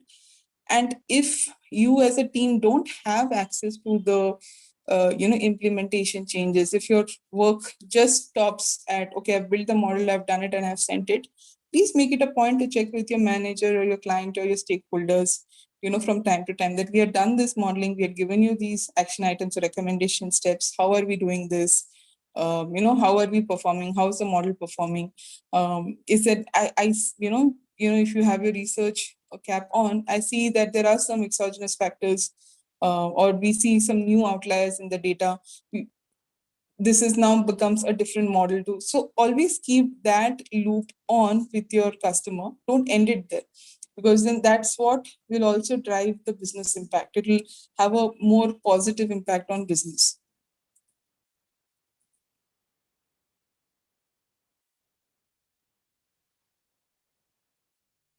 Okay. Quickly pausing for question, isn't deciding the technique to use and advance a recipe for disaster? Absolutely, absolutely. So, like we discussed, so you don't say that I have a classification problem, and therefore, I'm going to, I know classification, I'm going to use whatever linear regression. I'm going to use, I know random forest, I know different ensemble methods. I'm going to use this technique, and whatever comes out, I'll give you the data. That's exactly the point, Chandra. So modeling comes in much later. Once identifying which models comes in much later. Um, Once we have crossed the business understanding data preparation bit. But again, if you see that there is a reverse arrow between modeling and data preparation, is because once you have identified the model, there might be, random forest works in a different way. Your linear regression works in a different way. Your PCA or, your other modeling techniques, they require the data in a certain way. Some can figure out outliers, some can't, right? Some are very sensitive to outliers. So that's why the reverse arrow of, getting the data, again, preparing the data right. Okay.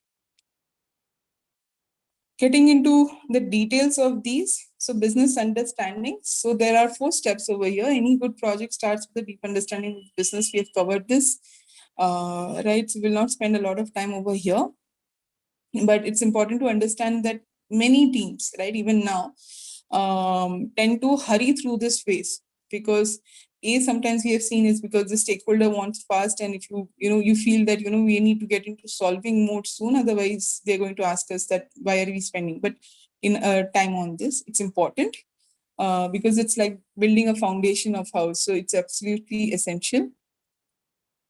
We have spoken about how do you determine business objective, how you assess situation, and the situation in this case will also be in terms of resource availability, tool availability, what are the different project requirements, what are the risk and contingencies, what's the cost benefit, and then you determine the goals in terms of what should success look like from a technical perspective, right?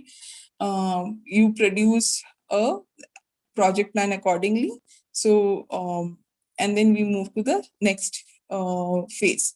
So the data understanding phase, it drives the focus to identify, collect, and analyze the data.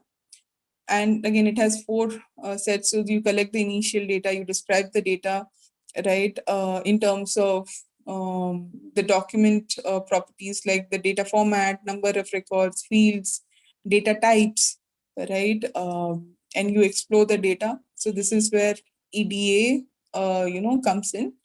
So you dig deeper, you visualize it. There are different visualization tools. So you can use Python. You have other BI tools to visualize the data, to explore, to understand or identify relationships, and start building on your hypothesis, right? And the last, but very important, is verify the data quality, right? If there are any quality issues, how do you look at that? So common rule of thumb in data preparation is that 80% of your project needs to be till so far until your data preparations, right? So, you select the data, which determine which data set will be used.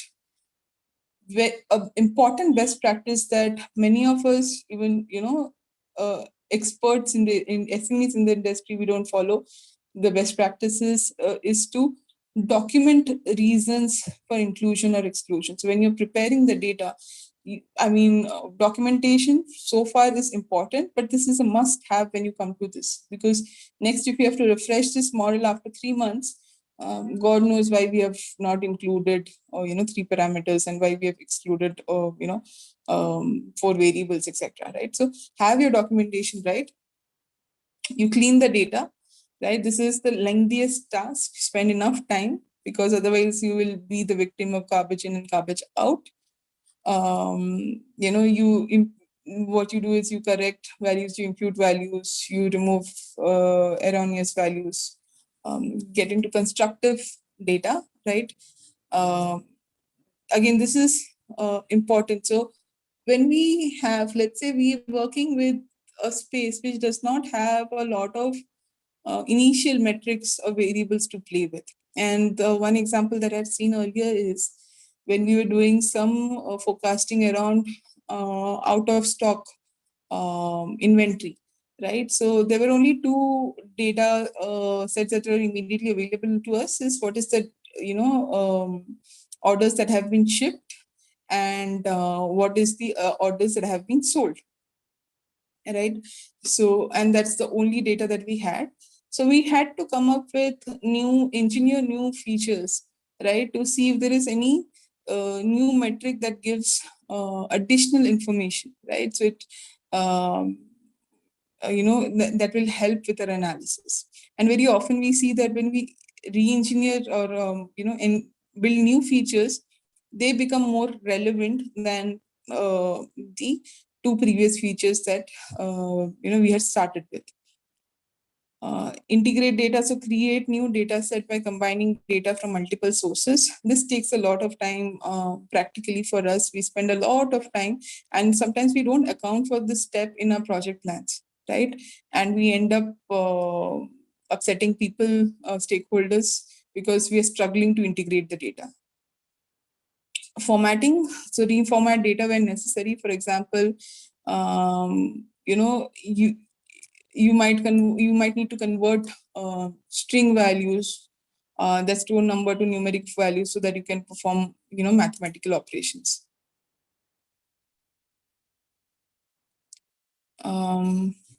Question: so did you consider the order date and shipment date of order for your example? Yes, we did.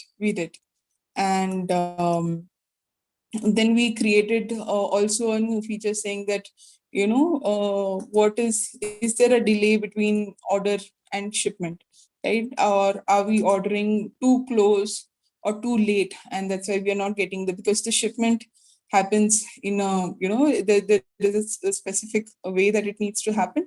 So the variable that we could play with is looking at order date versus shipment date, how sooner or close different it is, and what is the impact of it in terms of delivery.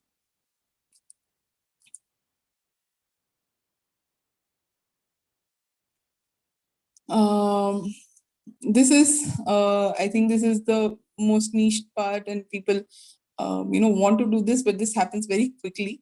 It's the most exciting part, but also the shortest phase of the project. You build and assess various models on several different modeling techniques. So again, 4 stages. So you select the model technique, right? So new regression, neural net, etc., whatever you want to do, given all the previous steps that we have spoken so far, you generate the test design. So it's always important, and you will learn it in your subsequent courses, is you have a training data set, right, on which you are doing this modeling. You need to have some data, right, to test the model, to ensure that you have not done any overfitting or underfitting. So how is the test data performing? And you also need to have some validation sets as well. Building model. So I mean, sounds very glamorous, but it might be model build is usually just one line of code that you write to build your model, right? Everything. And sometimes now with the pipelines that we have, we don't even have to write the codes. We just tell the pipeline that these are the models that we want to run. And in then assess model. So multiple models are competing, and you need to interpret the model result based on your domain knowledge, based on your discussions with the stakeholders, or some of the predefined success criteria, right? And success criteria, not just business, but also in the initial stage, you have put in some technical success criteria, which needs to meet both of them. And this is, you continue iterating until unless you have, found the good enough model or the right model that meets the current criteria. And, then you go ahead in terms of evaluation. Evaluation is broadly if you're meeting, right? So does the model meet the business criteria? Which one should be approved for the business? Again, cost and time implications of the action items emerging from your models is important over here. Right, so review process. So you review that, have you overlooked at anything, where all steps were executed properly. Yeah, and you summarize your findings, correct anything needed, and you summarize them in a document that you have. Right, you determine the next steps in terms of when to proceed on deployment, whether to proceed, iterate, or do new features. Depending on the requirements, the deployment phase can be as simple as generating a report or as complex as implementing a repeatable, this data analysis exercise again and again, right?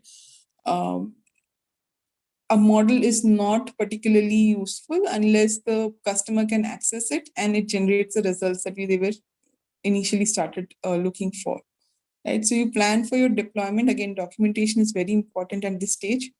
You also plan for monitoring and maintenance, right? Once you've deployed it, you see how the model is behaving. Are there any operational issues, right? Post implementation issues.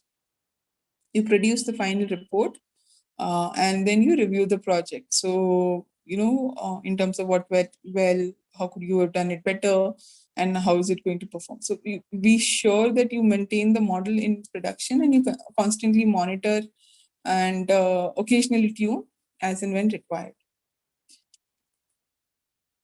So a lot of monologue I've done so far.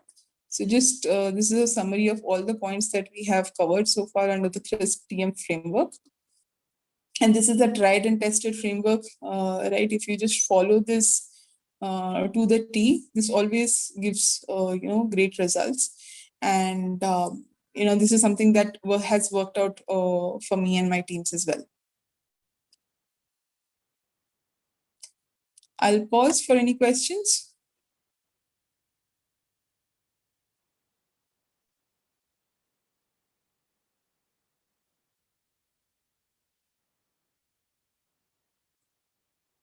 Yes, Amin.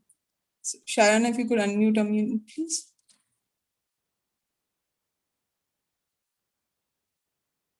Yeah, I'll do that.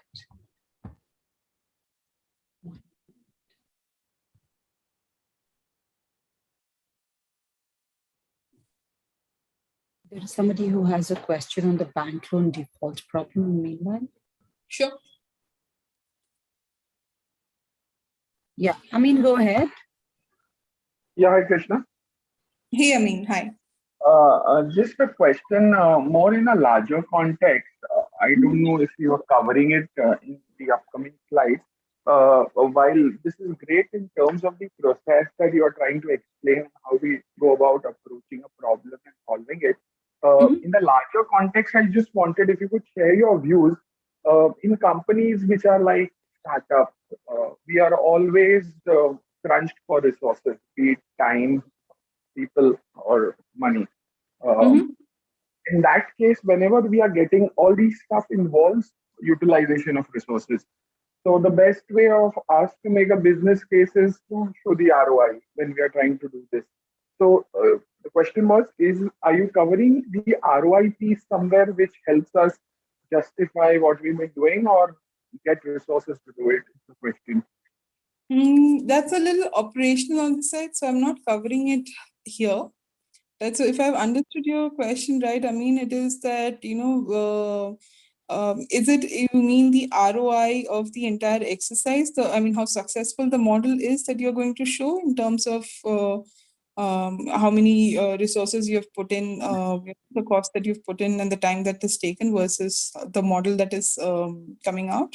Yeah, that's correct. How would this time effort in terms of people or what we put in would benefit the business in terms of the outcome that is generating at the end of it? Uh, while I understand you are taking us through the process, how you do it, uh, that was a little bit in the larger context. I don't I know if understand. So this is not in scope for today's discussion, but let me cover it. I'm sure you will see it in the subsequent sessions. But let me give you my 2 cents on it and how we have gone through with it, right? So yeah, what's important is, when you're talking to business, everything has to be in terms of dollars or numbers, savings, right? right, right, So and there are two ways to look at it. So if you are sure of the model that you have generated. Now, let's say it's a, you have said that the bank is going to, save, or with this model, we are going to reduce the delinquency rate by whatever X percentage. And this is the total annualized projected dollar sales, right? And right. then you are talking about, and this is coming from the model. So far, if the model was not there, if you are not doing these action items as the model had said, this was the opportunity, either the opportunity loss or the actual leakage that's happening. So you give the number, and then you give the number of with the model, right? So when the model is just saying that it is, hey, it's 90% accurate, then you deriving the action items, you're putting the action items in terms of, um, you know if you follow all of these action items, and this is going to be, your delinquency rate is going to be reduced by this much, and this is the delta that you're going to save. And then you will have to, and it gets a little complex on how do you calculate the one is easy to calculate the cost of how much time and resource it's taken to you to build that, right? So you have, that's a simpler calculation. Is more difficult to do is, listing each and Right. every action item and what is the cost of those action items, right? So what is the cost to implement of those? So if you're able to establish that, or with certain examples, then that's typically how we go ahead and do our ROI, saying that, and also factoring in the time taken, right? It's a little counterintuitive if I'm saying that, he spent enough time on research, but if you've done a good job at that, you will see that the rest of the process happens smoothly, correct? And you're Right. delivering better results, right? So you can also play around on the time factor, that instead of, and especially this is very important, having worked with startups myself, that how soon are we, can we deliver the results, and what is the quality of those results? So you can also monetize on the timeliness, that, if you had to do it manually, this is the time that you would have taken. And I don't have a slide to show it, so it's a lot of verbiage that's going in. Not a problem, Krishna. The only question, if you could, I'm just trying to articulate the stuff better from my side. So Mhm. what you are saying is post doing the model. I'm maybe trying to ask before doing the model, how do you make a business case to management to get those resources also to embark on that journey? Is what I was the question. I believe it might not be in the scope. You can skip it for the time being, and maybe you can take it up later. Okay, so I just leave the it up to similar you. point, similar points that you frame it earlier, right? So if you are, and this ROI discussion, I would strongly suggest that you have it once you have done the reframing of the business problem, right? Okay. So and once you have the problem reframed, you have a mota like a knowledge of what is the time that it's going to take, and how much benefit, just because you have reframed the problem and now the problem has these 4 action steps that you can provide, right? And you will have to use some benchmark. If it is baseline, it is there that, we have seen that our models can give, depending on, provided you give all the data is correct and we have the right amount of data and all of those things. So this is the ROI that the models can generate with the results. We are expecting at a 90% or 95% accuracy, and this is what we are getting. But this step is always most effective once you have done your research and you have reframed the business problem and aligned the stakeholder. Fair. Fair. Okay. Thank you, Krishna, for taking the question. And let me tell you, you are taking very practical questions and examples which are applied in daily life. So, and it's just not theoretical, so it makes a lot of sense. Thank you for that. Thank you, Amin. Thank you. Okay, so there are a lot of questions. Let me take the questions in the end. I have just 2 more last slides. Bear with me, team. We'll just finish this and we'll open the forum for further questions. Framing, there's a lot of text that's written here, but what's important is to understand, when you're framing a business problem, these are some of the questions that you need to keep in your pocket. And I mean, to your point, right? So these are some things that when you're talking to your business stakeholder, right, and you're able to gauge this, you will be able to better work on your ROI calculation. And then, justify the time and effort it is going to require, for the work that they are asking, right? Starting with defining the dependent variable, right? So what are you trying to predict or model? So what outcomes are you trying to model against, right? For example, in the customer chain example, so how does a company define churn, right? So in case of bank, so how do you define, a default? When is it a default, right? Are you interested in downgrades versus complete churn? What time window of no activity defines churn? So, and this is more of a telecom case use study, right? So, use case. Defining the level of granularity of your analysis. So what represents a single record in your data, right? At what level are you making predictions? So, I mean, again, these are the points that you will be having those discussions, because in order to collect, the data at the level of granularity that you want for the model to perform best, has time and effort implications. And that's why you say that, okay, we want to collect the lowest level, the most granular level data that is possible. That's here. And this is the time and effort that we are going to take. So, and why are you doing that? So what represents a single record, at what level you're making predictions, and why is it important to the business? They will not understand these technical aspects. They will understand, so, okay, if I'm taking the, the SKU level data, I have a better chance of, a more accurate model. So this will help you solve your problem faster than just doing a high level analysis using just the brand names or the doing it at a business unit level, right? So, and taking the telecom example, so are you interested in users or customers or accounts that could contain many users? Are you interested in evaluating individual teams using products or entire accounts? Channing, so who's your focus? Are you focus? Is your focus individual buyers, or is your focus corporate plans that you have, right? So, assessing data availability. So, what do you think affects the dependent variable you're trying to predict? So, how are you tracking these impacts? What data can help you model the system we are evaluating? Is the data accessible and available in a timely fashion? Right? Again, this is another point that we need to factor in while we are building the utilization part, right? When we're building the project plan. So how can you securely and compliantly access the data? And this happens a lot. We have seen in the banking space, in the telecom space, right? So with this GDPR restrictions, you have compliance issues in the banking world. So it's the data is residing there, but it's very difficult to get the data out of the system.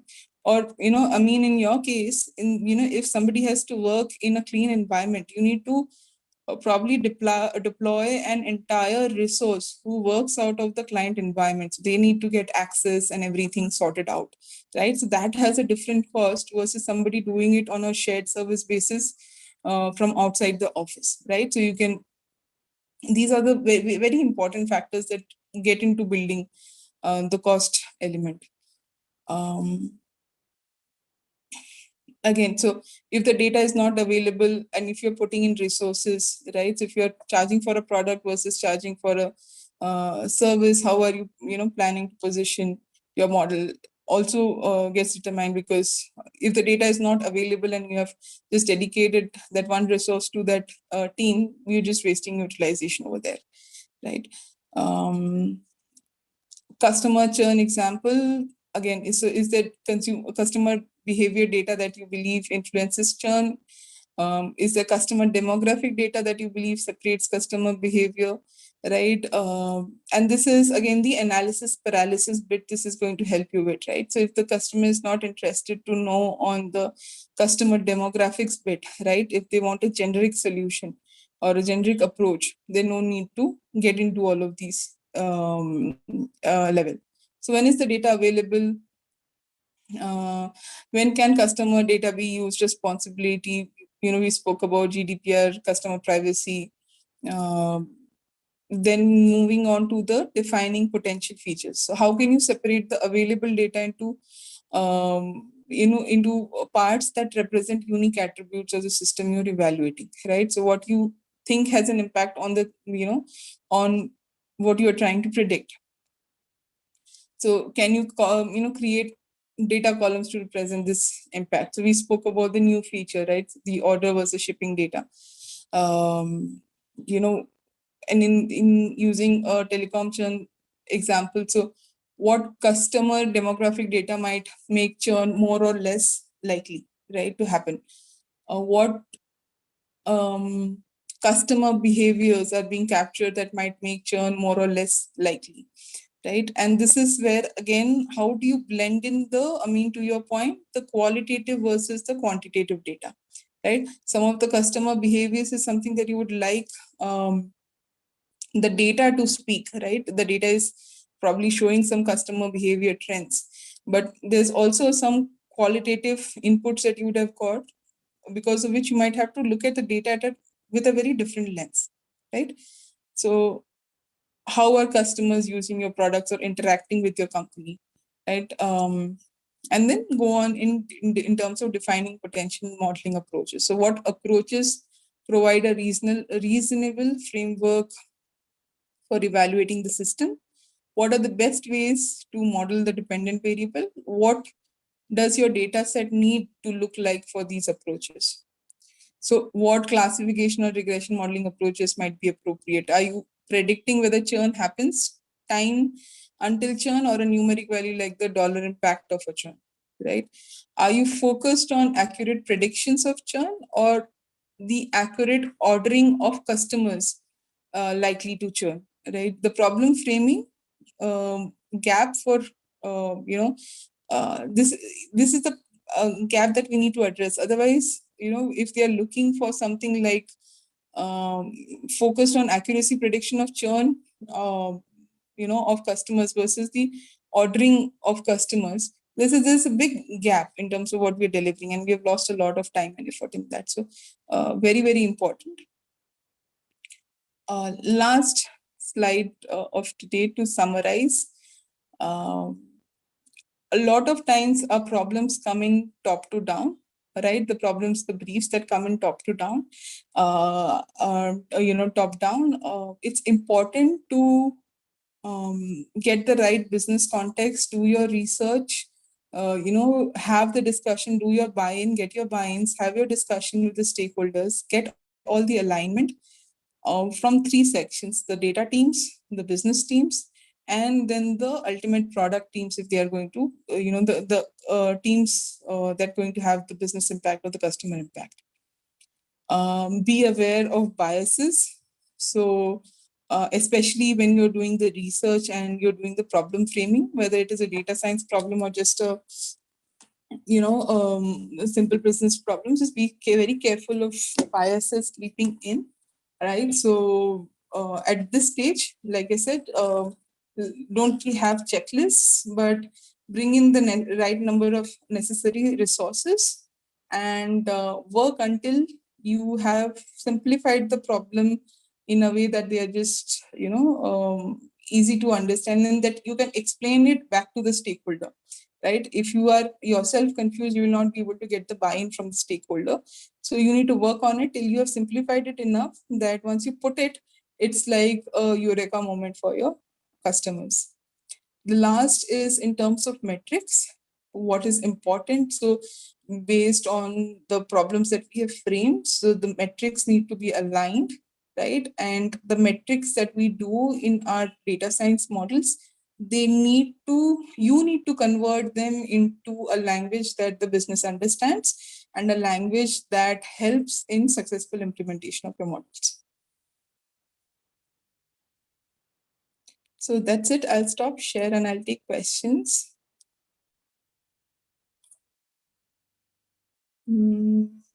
Let's see. Go ahead, audience. You can ask your questions now. You can type on the Q&A window. Okay, so I see Kumaran saying the effective reframing actually could happen at all 4 stages, the first 4 stages. The crisp TM slide, yes, absolutely. So if you remember the Venn diagram, so it is, the data plays in a big importance. So if depending on how much data we have or, how good the data is, we again will have to revisit the business problem. We also revisit the business problem when we look at once a model has stated something which is not in line with what a business was looking for, right? So then that's a discussion that you have, that it's either does the business problem needs reframing or have you looked at the modeling and the data the wrong way. So you're right. Answering Kishore Karthik, while I understand with the classification and regression, the output is discrete and continuous respectively, I would like to understand what are the input data in each of the case, given that the business problem is the same. Okay, so this gets into the details of it. Kishore, I'm sure the team will cover it in the next sections when you're doing EDA. And it's clearer there.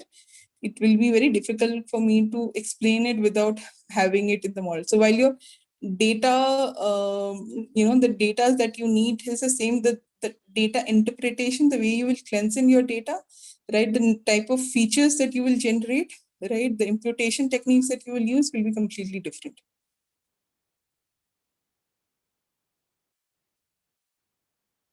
Chandra is saying, won't ROI be determined by the quantified change between what happened with the current, for example, sales increase when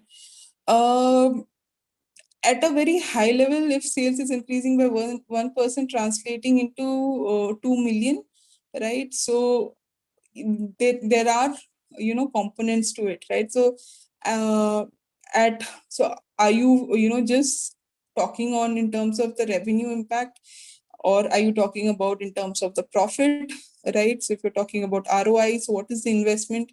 And investment will be in terms of, yes, the resources deployed, but also in terms of implementing, sometimes we'll not be able to capture everything in a bit. So it depends on how you want to position it to the customer. So if you're talking about ROI, you need to have a clear calculations on your investment sides also.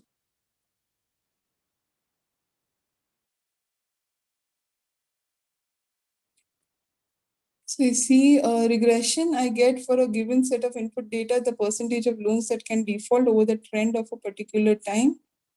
I get for a given set of data result for individual cases where it will default. See the action items, how the given set of data that I'm going to provide as input going to differ. See, the action items are also very different, right? So the business problem, like we said, while it is to do with loans, it is about defaults. But here one is, how are you, if somebody is going to default yes or no, so what is the implication of it, right? What is the percentage is going to default? So what are the action items that you're taking versus, when you have something more continuous. So these are the reasons why the default case is happening. These are the top 5 reasons, and what are the action items of it. Your at a high level, your question is in terms of input. The input is going to be, the variables that you get in from the customer is not going to be different, but you might have to create new features accordingly if it's a classification problem or a regression problem. And I think the team will take care of it in your data science sessions, right? So how do you how do you treat outliers, right? How do you need to do your cleansing impute? Is it important? Is it required even, right? How do you for your trained data set, does it have to come in a specific format, right? How does the data transformation needs to take place, right? Do you need a standardization exercise? Do you need a there are a lot of technical pieces, but let's take this in the data science course over there. But at a very high level, if you speak, the inputs are not different. Is the way how you work with them and how you interpret them is going to change for a classification versus regression problem.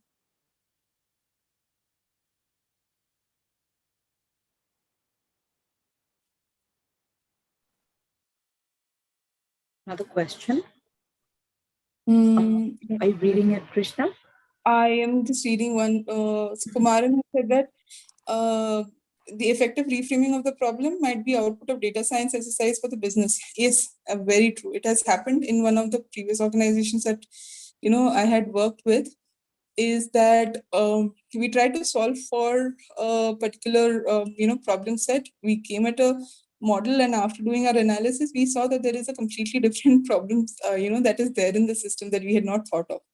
So yes, sometimes it can give you the entire exercise helps you in reframing the problems, right? Hmm.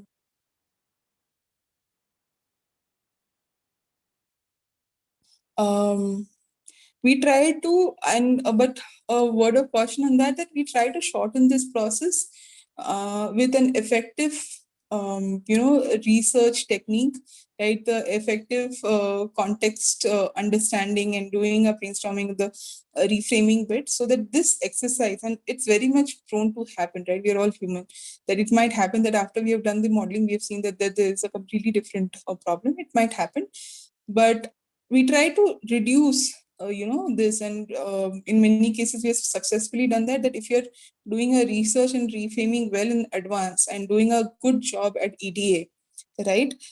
We tend to minimize or reduce the in the time, um, and hopefully not repeat the exercise all over again. Can data problem reframing happen first, which leads to the business problem reframing? Silly question. See, data problem reframing, as per me, it supports business, right? So like we saw in one of the comic strips, you can do anything and everything with data. You can multiply it, aggregate it, average it, do anything out of it, right? So it does not make sense unless it is anchored. The true north for it is the business problem framing. So what is the business problem, and accordingly. Otherwise, we can get into a big rabbit hole with the data problem. There's a lot that we can infer from it. What decides whether we would have to go with regression? Yes. Very important. So what are we aiming for? I mean, that's the piece that I was trying to say, that the business objective determines the kind of model that you will build, right? And therefore, what is the data that you need? And if you don't have the data, what is the alternate that you can do? So reframe the business. But the business always leads into modeling, not modeling leading into a modeling feeding into a business problem. So you're right, Kishore. So lastly, I think Chandra, you said, Are you seeing an over dependence on automation, especially in the area of data quality, leading to substandard results? That's a topic very close to my heart on digital transformation. So what happens is we are trying to, and since it's a buzzword, we are all trying to automate bits and pieces of work that are there with us. And I've seen cases that people have, there was a case that we were working with, and the entire exercise was to get bots built so that people can, FTs can be freed up, right?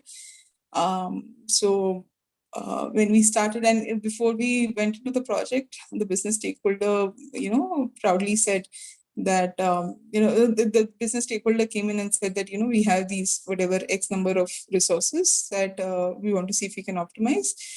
And the automation team comes in and says that, hey, we have built 20 robots, right? 20 bots. Okay, so now how many people do you have in the system because of the 20 bots?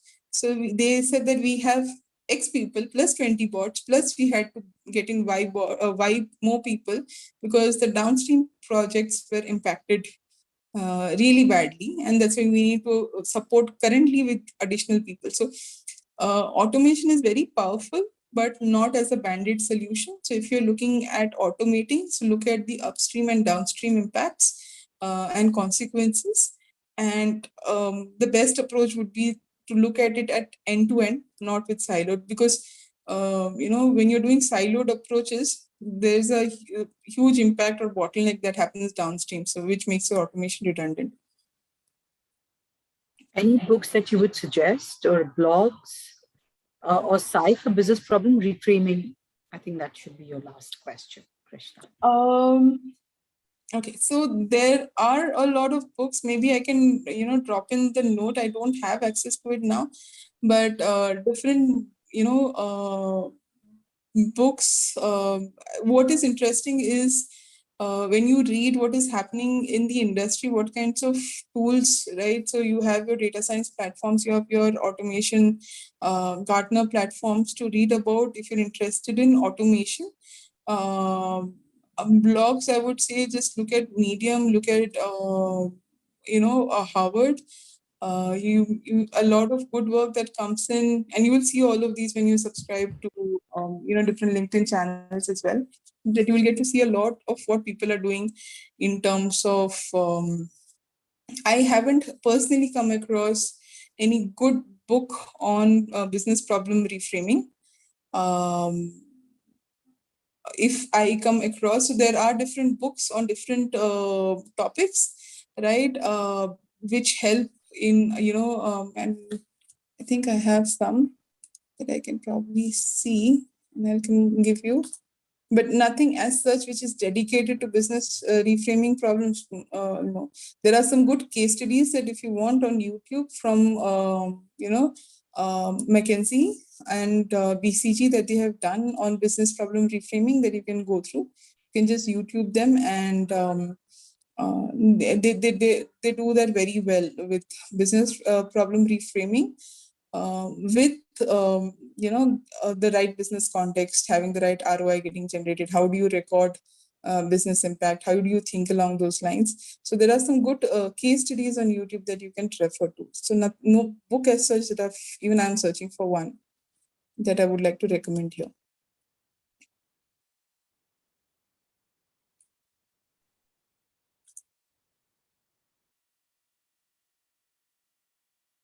Thank you, Kumaran. Yeah, that was great. And I think that was much quite an appreciated session. Are we done with the questions? I think we don't see anything new coming in. I don't see anything else coming up. Right. So let me go ahead, and I think everybody's good. So we'll just go back to completing this. So